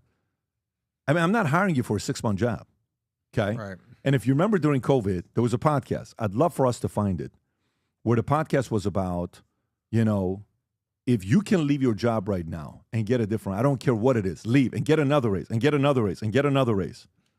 That may have been the worst career advice given to people, period. Because you know when relationships get deeper? During good times or bad times? Yeah, bad times. Period.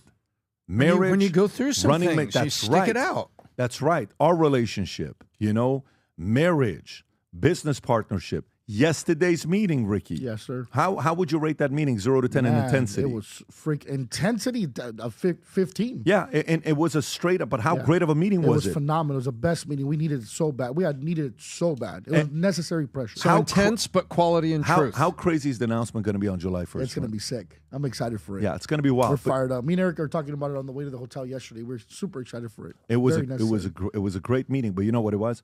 You're looking at everybody in the room, and I haven't called an emergency meeting for how long? The last time we did, I think we were there was a SVP one, 3 years ago, maybe 3 years 4 ago, years yeah. 3-4 years ago was in Dallas that we had in the Dallas. It was in placement. Dallas. We had to fly in Dallas. But you know what it was when we were in the room? You're looking around everybody. There's a bunch of scars, wounds, shots. Some made it past, you know, bombs and all this stuff in the industry as we're going through it. But relationships are built during those times. Yeah. If you're with a company long term, you have the biggest leverage to be able to ask because you have social capital, you have relationship, you know how the company works. This is a very, very good time for you to watch who in your company is putting their head down and improving. Those guys may be deserving a promotion or raise. And this is also a very good time for you to show the company that you are different than all your peers. Let everybody else panic. Let everybody else worry. Let everybody else trash the company. Let everybody else go on TikTok and talk about how much they hate their job. Or Glassdoor. And you stay solid. The future looks bright for people like you. Adam, you look like you want to say something. Yeah, well, this article is very interesting to actually diagnose because the title of the article, entry-level workers are losing confidence in the job market, says Glassdoor. Quote, unquote, this one particular applicant, I applied to over 200 to 300 jobs to no avail. Well, maybe you're a loser, bro. You applied to 200 to 300 jobs and you can't get one? You're a loser. So, do you know anybody that's applied to that many jobs and can't get a job? So maybe. So nobody's going to feel bad for these college graduates because I remember when I graduated college, it was right after 9/11. Pretty tough job market at that point. I remember people that graduated during the Great Recession in 2007, 2008. Pretty tough job market at that time. People that graduated 2020, pretty tough job market. So nobody feels bad for you college graduates graduating in 2025. Why? Because there's a little Trump trade war going on? Nobody feels bad for you. Ricky and Tom both basically summed up what's going on. We're no longer living in the days that just because you graduate college, you're automatically eligible for a job. Skills pay the bills, degrees pay fees. The cost of college has gone up. Rapper now. There we go. Gang. The cost of college has gone up 1,000%. Has your ROA gone up at all? I would estimate it's gone down. But there's plenty of job openings in certain fields. Give a tip. By the way, can you give a tip right now on getting a job? Can we just give a basic tip on getting a job right now? Yep. You're going out the market. Tom, you wrote a book. Believe it or not, Tom wrote a book, that was called The Rat Race, if I'm not mistaken. The Race in a Cage. The Rat, the Race in a Cage, which is about getting a job and getting your career going, folks. Tom, watch us sell 1,000 copies of the book right now. Go, Tom. Amazon Tom, calls when you did saying, you write hey, this book? This is Tom's book. The Rat, the Race in a Cage, a simple way to guarantee job satisfaction and success, secular edition. This is almost 20 years ago. This man, Tom, was a professor at Biola and Pepperdine, adjunct professor. Tom, if you're going to give somebody a tip right now on getting a job, give 3 good tips. What would those 3 things be? Tip number 1, 3 words. I'll do it. Yeah. Right? Yep. Tip number 2 is to walk in expecting to adapt to them, not them adapt to you. I want one really good one, Tom. Come on, Give me a Tom. life-changing one. A life-changing one? I want to say hallelujah. Go ahead. No, the third tip I would say to somebody going in to find a job right now is to basically go look at where the jobs really are and go look at what's out there and try to go solve a problem for somebody. solve a problem for somebody, say, I'll do it, and adapt to the job. Don't ask the job to adapt to you and your dog coming to work and Fridays off and all this other stuff that the generation seems to be entitled and have. Dude, whatever the job is, if it's a company they're pollsters, they want somebody to go to Fordo, Iran to do a poll on how the people feel over there or going to God. Go do it. Say yes to the job. I'll do it. I'll do it. I'm going there right now. I'll give you 3 words. Oh, shoot. From the guy that... Give us the 3 words. So for anybody that's out there for the job, I'll give you 3 guys. words. Just get started. It doesn't matter where you start. It really matters where you end up in 5-10 years from now. I would argue that a job is meaningless. A career is what you want to solve for. Oh, wow. That was good. Bing, bing, bing, bing.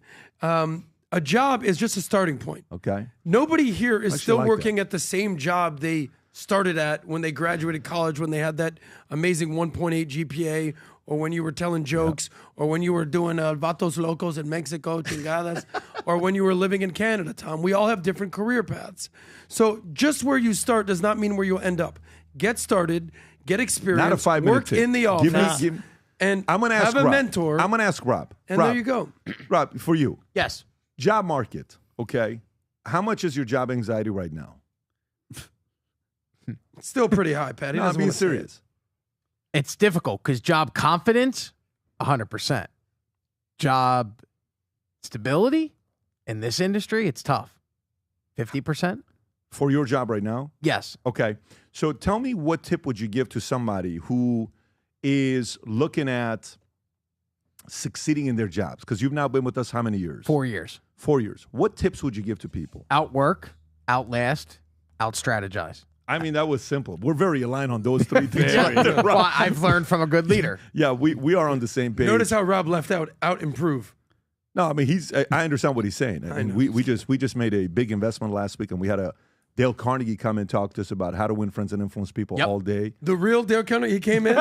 Listen, Andrew Carnegie the too? type of context that we have, bro, we're not going to open up a He's still Rolodex. alive? We have access to dead people. Wow. The technology, we have something else. All right, let's talk about somebody that Adam's a big fan of. I'm going to go to this next story here. Brittany Griner breaks silence on footage of angry moment versus fever. And so for some of you guys, I wish you know the level of passion Adam has for this player. Like if we get jersey, all of Anything it. So, WNBA. You wondered Anything your WNBA. a I'm all 34-year-old Atlanta Dream Center denied using racial slur in a viral clip from last week. Rob, maybe show the clip first, and then let's go, because I thought Outkick did a great job. Whoever that guy from Outkick that did the interview, phenomenal. The way he's questioning. Yeah, you have to hear how he does it. He did it the best. They're not using racial slur in a viral clip from last month's game against Indiana Fever, where she was fouled out and caught ranting on the sideline, telling Outkick reporter down to her, "No, I would never say that. There's no place. You got to watch that." But here's what she said. So watch this. Watch it again. Effing white looks girl. like First effing white trash and then effing. Okay. So now, Outkick goes and interviews Brittany. Rob, go ahead. Just Rob. left her ass in Russia. Watch What a this. waste. We traded her for the Watch Merchant this. of Death. Rob, I can't hear you. Can't hear it, Rob. Something on the bench. It's hard to tell what you said. Can you tell us what you said? I remember fouling out, being mad. I remember fouling out on, I believe it was Howard, driving to the basket. They said I put my hand in. But hey, you never really happy with the officiating, so. But what did you say? I really can't remember what I said, honestly. If I showed you the video, would that help? No, it wouldn't help. It wouldn't help? Then that's when you know. That's when you know. That's when you know he said If I what he showed you said. the video of exactly God. what you said, would that help? Yeah. Nah. By the way, It ain't gonna I'll help. pause on this here. Adam, your favorite player in the WNBA. What do you think about her saying what she said here? Well, she said it. I mean, you don't need to take a lip reader to say, to understand what she said. She basically was called an effing white girl. Now, I'll tell you this. Do you think she said that? Yes. Do you think she meant it? Yes. So you might know this. I used to play a little ball. Okay? We know. Folks. I have a little skills. Now, if I forgot you're in the WNBA. I can't tell Tom, let's let athletes talk. You just sit in your little mini race car out there, and we'll circle back to you when you're ready. If I could, you know how you had a $10 for any time anyone said, "Hey, fire Adam." If I had $10 for anybody time they said, "Yo, this puss ass white boy, this crack ass white boy" on the basketball court, I'd be a gazillionaire right now. But when you play basketball, which is I have shout to out say, to. he actually knows how to play. No, he's a baller. No, Thank you. Truly, he knows how to play. Thank I'm you. actually, you guys know, with Adam, I try to keep my compliments to one a year. Sometimes it? I make a mistake and I go 2 times, This is but it. he actually knows how to play. Well, in the contract, it's once every 5 years. So thank you I'm for keeping that. my So, yeah. commitment. But All right, we wrote it down. That's it for 2025. That's part of what you do with. If you ask Caitlin Alert Clark a year from or now. Luka Doncic or Jokic, any white, but you're gonna know that they're gonna. How many times has somebody called you a trash ass, puss ass, white boy? The numbers are infinite.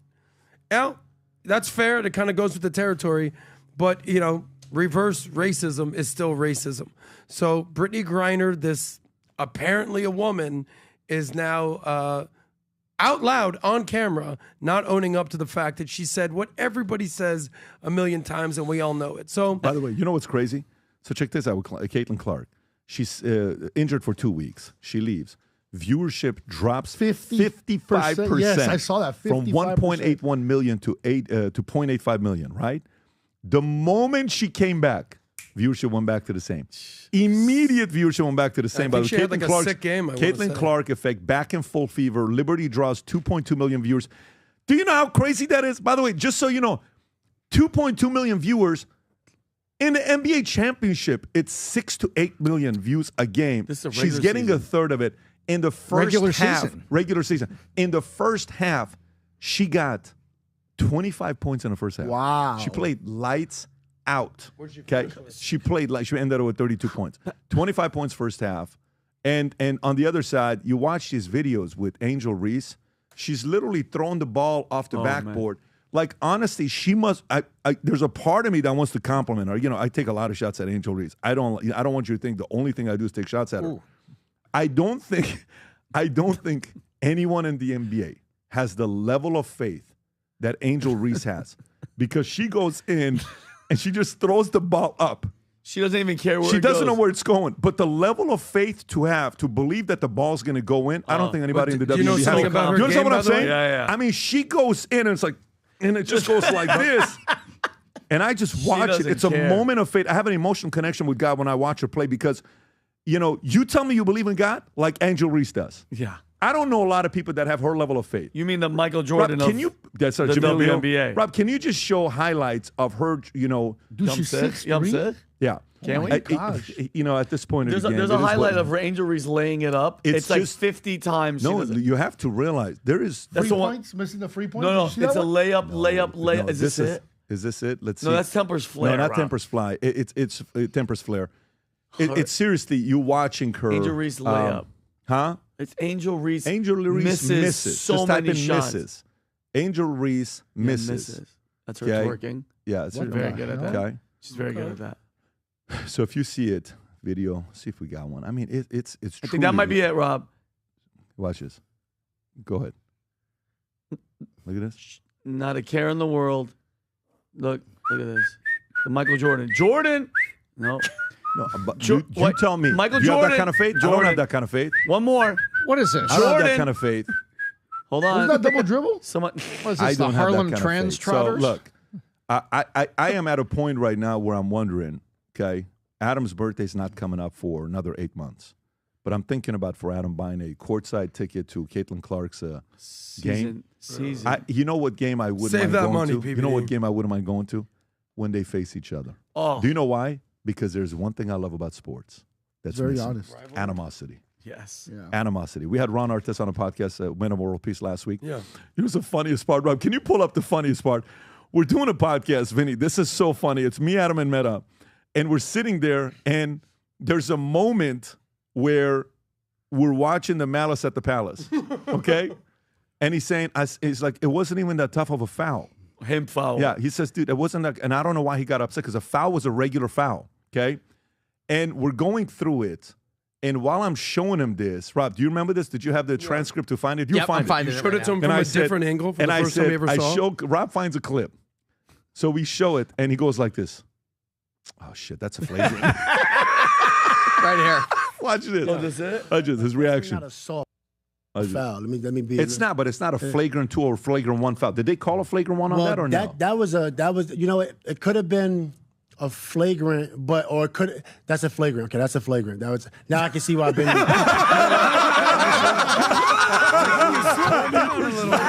saying I never saw it from that angle. I never saw it this angle. He's like, look at this.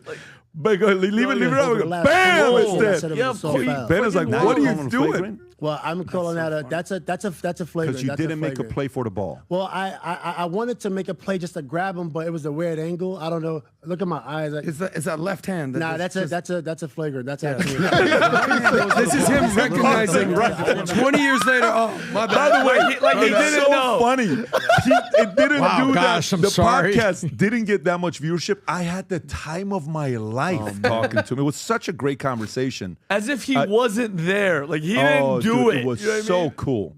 It was so cool having a conversation with him. But when I asked about Caitlin, he says, no, Caitlin Clark's a dog. She's from Indiana. She's a dog. She's built different. She's from Indiana. He kept going like that. And I was showing the comparison about how, LeBron always flops. And Caitlin gets back up. And his relationship with LeBron, so he defended LeBron. But, Anyways, if Angel Reese and Caitlin Clark play, would you want to go to the game? 100%. Courtside. 100%. Would you actually want to go to the Pat, game? why don't you invite him to the podcast? Both of them.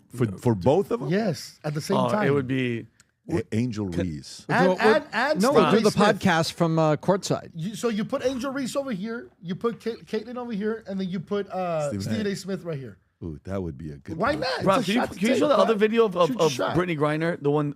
So two things, Pat. Here's my question: her injury. How much of Caitlin Clark's injury do you believe? I mean, I'm not saying that she wasn't injured. How much of it do you think that 2 weeks she was like, you know what? I'm gonna take an actual break. That to me could have been a way for her to say, I'm gonna prove to all of you all this. She's that dark.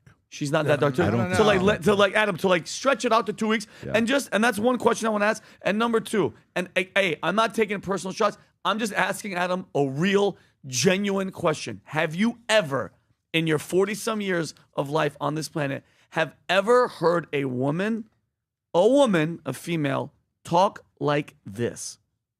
Listen to the deep. Didn't remember what you said during that viral moment after you fouled out against the Indiana Fever. A lot of people believe what you said was effing white girl or effing white girls.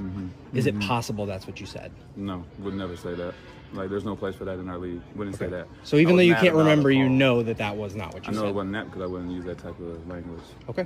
Thank you very much. Well, it's insane to me. It's insane. I've never heard a female talk like that. Yeah. All right. Kind of weird. Vinny, you're pushing it. You're pushing it. Remember, her voice wasn't go. like that until her voice changed. Yeah, let's go to the next story. So next story is about Dodger star Kershaw, Clayton Kershaw. Controversial message on pride theme hat divides fans. Okay? Not separate, but separate like divide. He divides fans. And here's what happened, okay? L.A. Dodger Kershaw, a devout Christian, wrote Genesis 9:12-16 on his pride theme hat during Saturday's game, referencing a Bible passage stating, "This is a sign of the covenant that I make between me and you and every living creature that is with you. For all future generations, I have set my bow in the cloud," claiming the rainbow symbolizes God's covenant, not an LGBTQ symbol, sparking debate amongst fans. Social media reactions were mixed, with some praising Kershaw's stance and one other user writing, "Classy move by Kershaw. The rainbow he supports has nothing to do with Pride Month," and another saying, "Courage to stand up for the truth." While critics argued the rainbow can have multiple meanings, why can't the rainbow mean both? And one stated, "What a disappointment," urging him to stick to sports. Tom, should he shut up and dribble? Well, he plays baseball, so it's a reference, Tom. I was just okay. I didn't mean to. Tom, no, I mean, look, disrespect my English. The rainbow's been appropriated by LGBTQ, and he's pointing out rainbow means something different to me. Rainbow means this in my faith, and this is a verse. And by the way, there's nothing anti about anybody on that. He's saying this is what the rainbow means to me, and that's all he's saying. And I think he's pointing out is like the underlying message here is, hey, if you're going to appropriate it, it doesn't appropriate and then belong only to you. It means different things to other people, and this is what it means to me.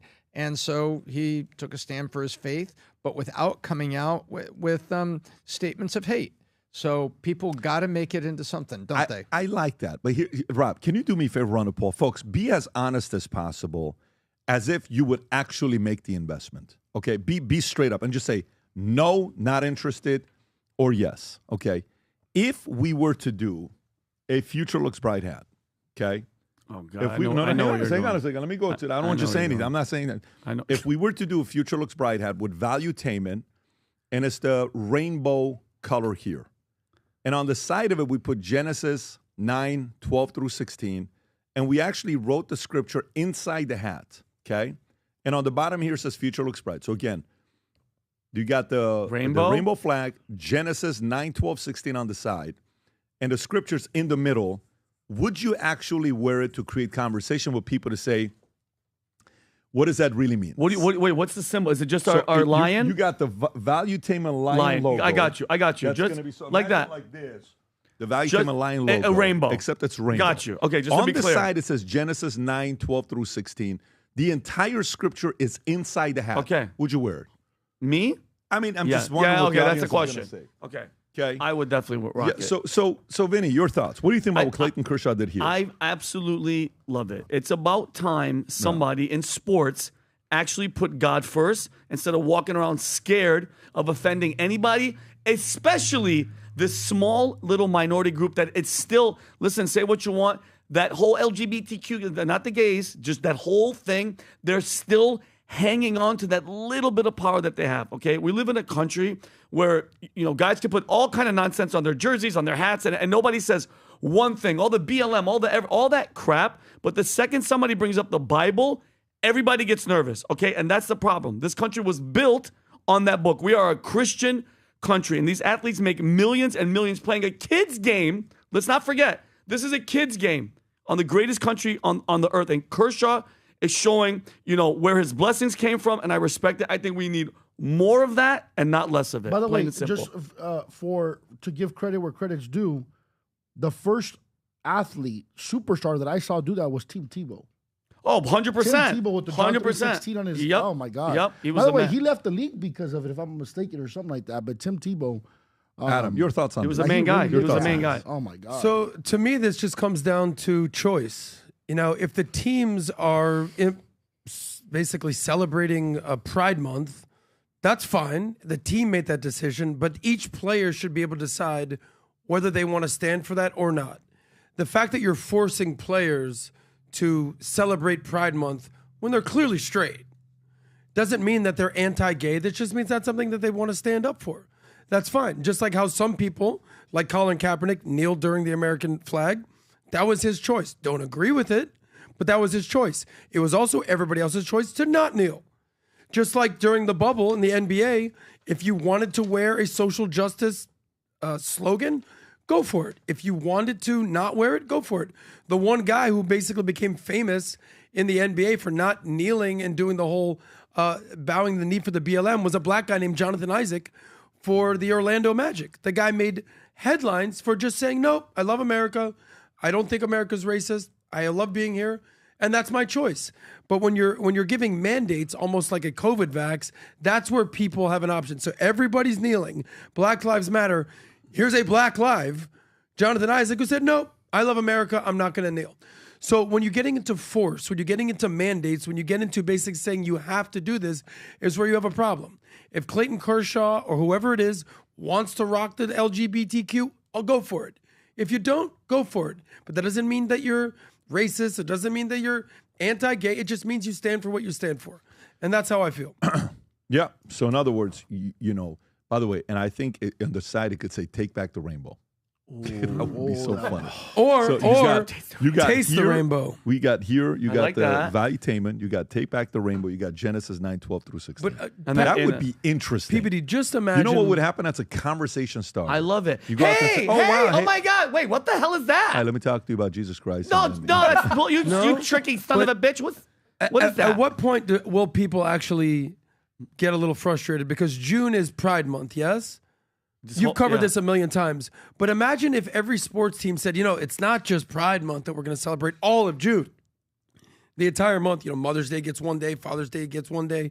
We're going to celebrate in October National Coming Out Day. In March, it's Transgender Day of Visibility that might replace Easter. International Day Against Homophobia. Transgender Day of Remembrance. How many different holidays are there that they're going to implement? You're saying they don't have enough days. You want them to have more days. I want Gay Uncle Day every day. So let me go to the next story here. Clip that, folk. That you can clip that and put it up there because it's official. We know the truth about this guy. All right, Bill Maher roasts Sean Penn for meeting with Hugo Chavez and Fidel Castro, but not with Trump. Now, Sean Penn, my opinion, one of the greatest actors of all time. I watched him in Mystic River. It was insane how incredible he was in that movie. But watch him here with Bill Maher talking about even if he got an invitation from Trump, whether he would take it or not. Go for it. I would not accept an invitation is because I see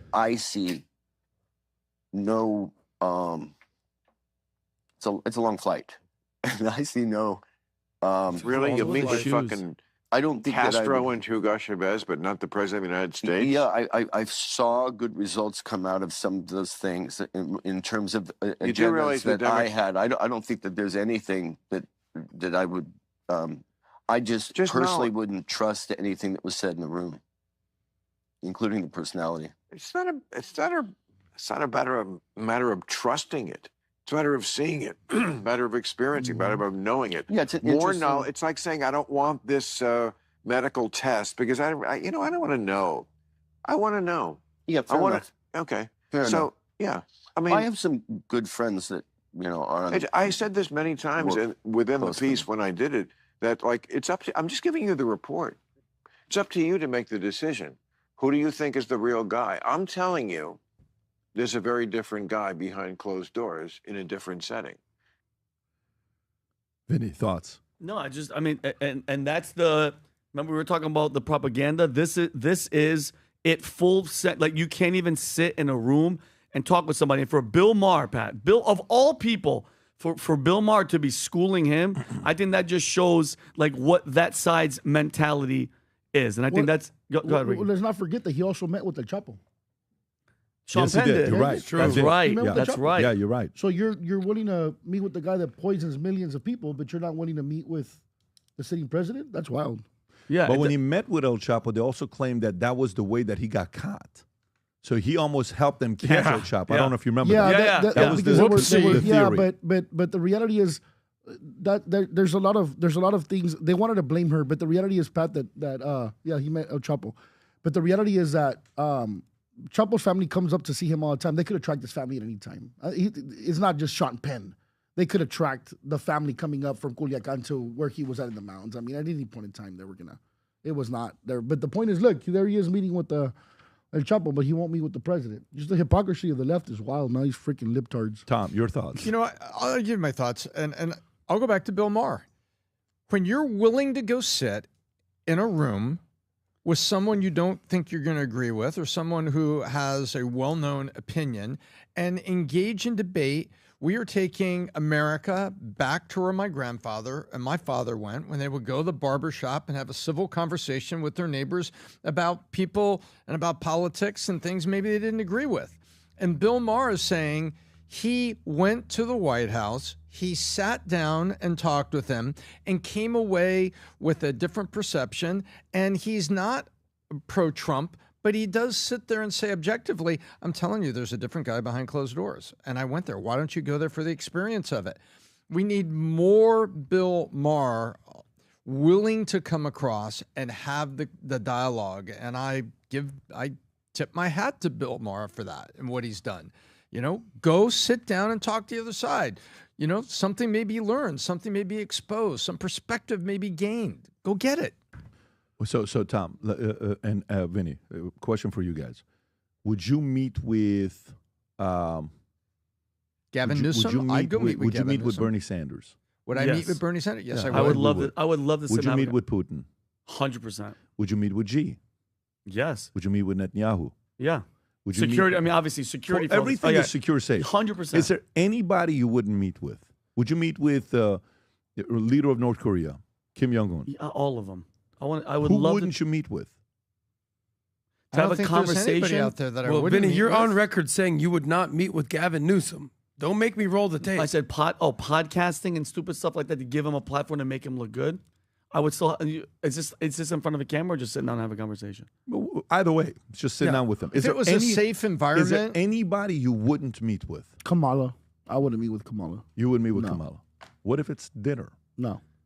What if it's good Mexican food? No. What if it's doing shots of like? What if it's dinner and drink? Ricky, I meet with yesterday, Biden because I really think that he wasn't running shit. I think he realizes they were using his auto pin for everything. So you wouldn't meet with Kamala? No. Do you have anybody you wouldn't meet with? Like, actually think about it. Tom, was there anybody you wouldn't meet with? Like, you may not want to meet with Aaron Judge. As a Dodgers fan, I know how much you hate the Yankees. Is there anybody you wouldn't meet with? No, as long as it was a safe location. I mean, I'm not going to go into. I said the criteria is they're very safe. Yeah, I'm going to personally make sure the security is good. Yeah, there's nobody I wouldn't meet with. Now, would I? The order of which and who I would go meet with and my priorities would be very, very different. See, I agree that's the with you. part that I don't understand. Like, why would you say you wouldn't meet with freaking the president who was? No, I said I would. I'd not meet with saying to you, anybody. I'm talking to Sean Penn. Yeah. Yeah, but the list of people that I have, I wouldn't have Kamala at the top. I'll tell you that. Well, But I think Trump meet with deserves. her. I think Trump deserves a little bit of credit because if there's anybody that Trump's not willing to sit down with, I can't find him on the list. Trump will go to North Korea. Nobody does that. Trump will go to He talk was to the only American president to ever Exactly. sit down with He'll a do North that. Korean president. So you don't make peace with your friends, you make peace with your enemies. The Hollywood hypocrisy coming out of the left is just so absurd. You'll sit down with Hugo Chavez, who basically is the dictator, former dictator of Venezuela. And You'll then sit hold down up with a this drug bloody dealer. head of You'll sit down with Donald Trump. Castro. You'll sit down with Marxists. You'll sit down with communists. You'll sit down with socialists, but you won't sit down with the president of the United States. Makes no sense. It makes no sense. But that's why you understand that the Hollywood hypocrisy is as real as it gets. But TDS is even more real than that. Let's go to this other one to see if there's such thing as an EDS, okay? Because maybe there was, but it doesn't seem like there is today. Republican interest for Musk cools after his feud with Trump. New poll finds, New York Post. Tech billionaire Elon Musk's favorability among Republicans has declined since his feud with Trump, with an AP-NORC Center for Public Affairs research poll showing that the share of Republicans viewed Musk very favorably, dropping from 38% in April to 26% after Musk criticized Trump's tax and spending legislation, calling it a disgusting abomination. Katia Long, a 34-year-old automotive component factory employee from Woodstock, Alabama, said, "Some things have happened lately that have changed how I feel about him a little. I liked what he was doing when he was helping, but now I feel like he's kind of hurting," is what she said. Somewhat favorable. Musk clashed with Trump, which included claiming X, "Without me, Trump would have lost the election. Dems would have controlled the House, and Republicans would win, be 51-49, and alleging without evidence Trump ties to all these other stuff. So what do you think happened there? Do you think that is a factual, like, do you believe this dropping from 38% favorability to 26? I know it did for June? me, Pat, as a Trump supporter. For you? Yeah. Tell me why. Not so much them having a falling out, because that happens, but then you go in talking about Epstein list and basically saying he's a pedophile. You went too far. Like, one thing is us having a disagreement. A whole other thing is you trying to demolish my character afterwards. You can't be trusted. You know, I grew up in the streets. I grew up in the hood. You know what I mean? And I have enemies that I don't have enemies anymore. But when I was younger, I had enemies that I respected because they wouldn't cross the line. And there's a line that you just don't cross, even with enemies. You know, like, I'll tell you, like, let me give you a hood rule. You know, you don't call even an enemy. You don't call him a rat or a snitch, unless you got paperwork on him. But you don't even. There's boundaries you just don't cross. And I think that he crossed that boundary when he was saying, "Hey, the Epstein list," like, you went really far. Mm-hmm. And at that point, at that point, I lost my interest in you know, I'm you know how much I support. You're Team Trump. I'm Team Trump. Like, it is what it is. You know, not with everything that he does, but for the majority of the part, 90% of the time. And with me, I'm like, and by the way, my wife's in the next room. She straight up said, "Fuck Elon." Like, straight up. You know, and us, we're both very. You don't want to politically piss Eric involved. off, bro. I know Yeah, that. you don't. Off She's top, a Mexican off from rip. Michoacan. You know, she's a Mexicana. She's a real I'd piss Mexican. Ricky off all day, every day. Not Eric. Not my though. wife. No. She's a silent killer. I told her to leave the shank. It's in agreement. Don't bring it. Yeah, but no, but that's our. We talked about this, and our sentiment is that. So I could believe that people have that sentiment. How about you, Adam? Are you? Oh, I agree with Ricky, and I'll tell you the exact point where I think Elon lost credibility. It was the second that he deleted the tweet. Because if you're going to say some foul-ass stuff, you leave that thing up there. Again, as if we're just going to forget that he tweeted that Trump was hanging out on Epstein Island and he was on the list. Yeah. Oh, did anyone not forget that? Everyone remembers that. So he appears to delete tweet the didn't do it. The tweet didn't do it for you, Adam? No. It was that he brought it down, like when- he didn't stick to his guns? So two things. When he tweeted that, I was like, oh, that is some foul, nasty stuff. We did an emergency podcast, and I called him out. I said, that's weak. But then, if you're going to make that claim, stay with your chest. Double down on it. When you delete it, you automatically look weak. I don't you automatically know. look. I don't know. But all the way, hold on, Tom. The way that Trump handled it, the way that Trump handled it, you could backpedal was and apologize for completely measured and probably the most respectful way I've ever seen Trump ever deal with any sort of backlash. He's like, well, look, Elon is a nice guy. I think he's wrong, and I feel bad for Elon. He's, maybe he's on drugs. I don't know. But he just kind of backed out of that, and we haven't heard anything about the Trump-Elon situation. In a minute, I'm going to show you Elon's most recent physical. I want you to see what he was on, what he wasn't on. But go ahead, Tom. So I kind of look at it this way. Ricky, let's say we go back 20 years, okay? And I post something in early Facebook. And we both went out when I got a little tipsy, and I sent kind of a nasty post on you. And the next day you call up and you go, dude, at 2 a.m. you posted something on Facebook. What the hell? Right. And I'm like, oh, wow, Ricky, man, I was a little drunk at the time. You know what? No. I'm not taking it down. I'm sticking to my guns. That's stupid. That's not going to happen, that's is a it? stupid-ass argument. I'm going to take it down. I'm going to take it down. Like, that shit makes no sense. Why would you double down on that? Like, you want to make things right. You're like, yeah, hey, my bad, but I'm going to leave that shit right there. What the fuck? And you know what? I'll be over in 10 minutes, Ricky. So Does anybody forget that he took that down? Is anybody going to forget that? Are you that stupid that you forgot that, Ricky? No, it's not. But bro, he made it. He shouldn't have done that. So he tried to. Of course, he shouldn't have done that. Okay, but the fact so why that he would you took it double down on that? You don't double down. You take it down. You go, dudes, man. I'm sorry. My bad, bro. I just called you a pedophile. Nobody. Yes. It's so stupid to begin with. By the way, and that shows his character. But here's the question, Tom. The question is, are you assuming he was drunk or on drugs? Because that analogy, you have to qualify that he was on drugs. So, yeah, I'm not accusing him. No one knows what he was or wasn't. But it was late at night, and it was rapid fire. So we can say that he was emotional and upset. I think we can say that pretty objectively. Are you? If you were to say, plus minus on, him being drunk or being on drugs, what would you put him when that tweet came out? I'll put zero on drunk and maybe 30% chance ketamine or something. Well, here's his maybe it's a good time to use your bong noise now, Tom. Don't do it. And it's really, really late when he did it, and it was rapid fire, two or three of them. So here's his physical. So he got so we've pissed. had friends that did this. We see the go back, Rob, to the tweet of what he said. Make the noise. Here's his physical. Okay, Elon Musk fires back. Please don't do it, Tom. I'm not on drugs. New York Times lied their ass off. Elon dropped his own drug test on X, negative for ketamine, coke, ecstasy, amphetamines, the works. This after New York Times wrote a whopper of a lie article that he was pill popping through White House meetings while advising Trump. Okay, go a little bit lower. Let's take a look at this. Physical. Can you put up the physical, Rob? Zoom in a little bit. No drugs found. So you got what? Amphetamines, ecstasy, negative. Cocaine, ketamine, methadone, opiates, PCP, nothing. Validity, normal. Validity of creatine, sugar, normal. Not even creatine. Wow. Can you make one of these charts on ChatGPT? Yeah, we know that this is for sure. I guess case solved. Elon Musk that owns Gronk and AI companies can't put together a fake drug test. All right. Buddy, if you want a fake drug test, I'll send you down to 20 people I know in Miami. You don't think that Elon Musk can figure this out in 2 seconds? Stop it. Do you believe this?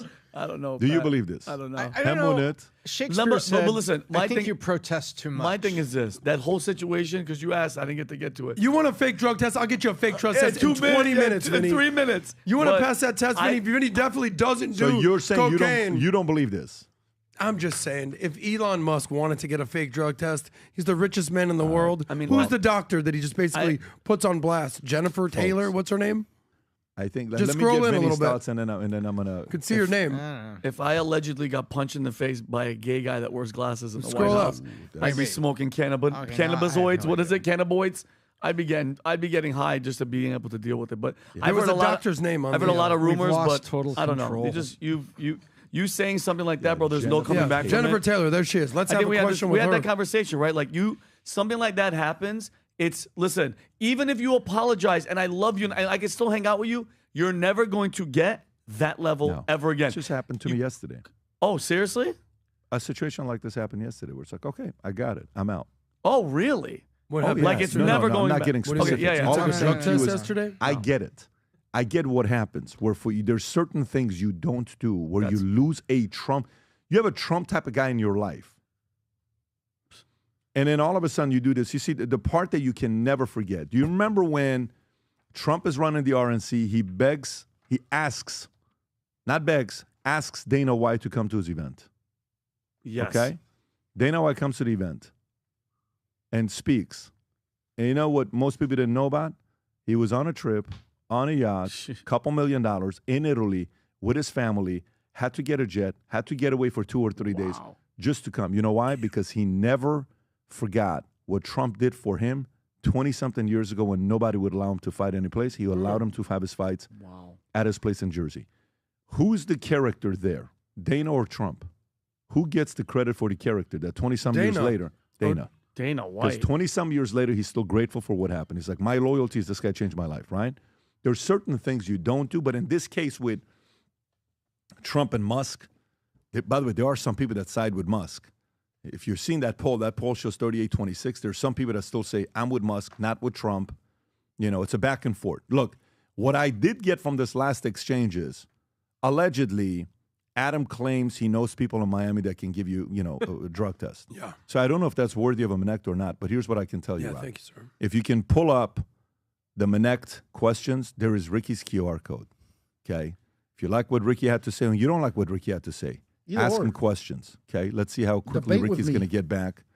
And there's this good-looking guy in the top right as well, Tom Ellsworth. Gorgeous. See, a pretty smart guy. Gorgeous. Married, but pretty smart guy. But you can ask him any questions he wants. But let's give and a he shout will out to help the you guy out in the as well. top left. I heard he's hurting for cash. He's expensive. 200 million Do ain't what not it used to mess be, with guys. that guy. We got to get that guy a couple bucks. It's only $100 for a Manect. I had a good time with you guys today. Great conversation. Ricky, it's great to have you here. We had a great conversation with Ricky. Ricky giving his perspective. Yes, thank you guys for having me. I appreciate it. We have Dwight. I think we got a couple podcasts that's going on, Rob. And then with Thursday, we're doing another home team. But tomorrow, there's going to be a podcast going on. Do you know which one? Dwight Howard's going on tomorrow. Dwight Howard goes out tomorrow. Dwight Howard's going on tomorrow. Stay tuned. That's going to be another one of those NBA conversations. But people in the chat are going to say, what does he think about Israel? He's going to be talking about that with Dwight. We are going to talk about Lance Stevenson and some of the other questions that you may have. We'll have that conversation with him. Take care, everybody. God bless. Bye-bye. Bye-bye.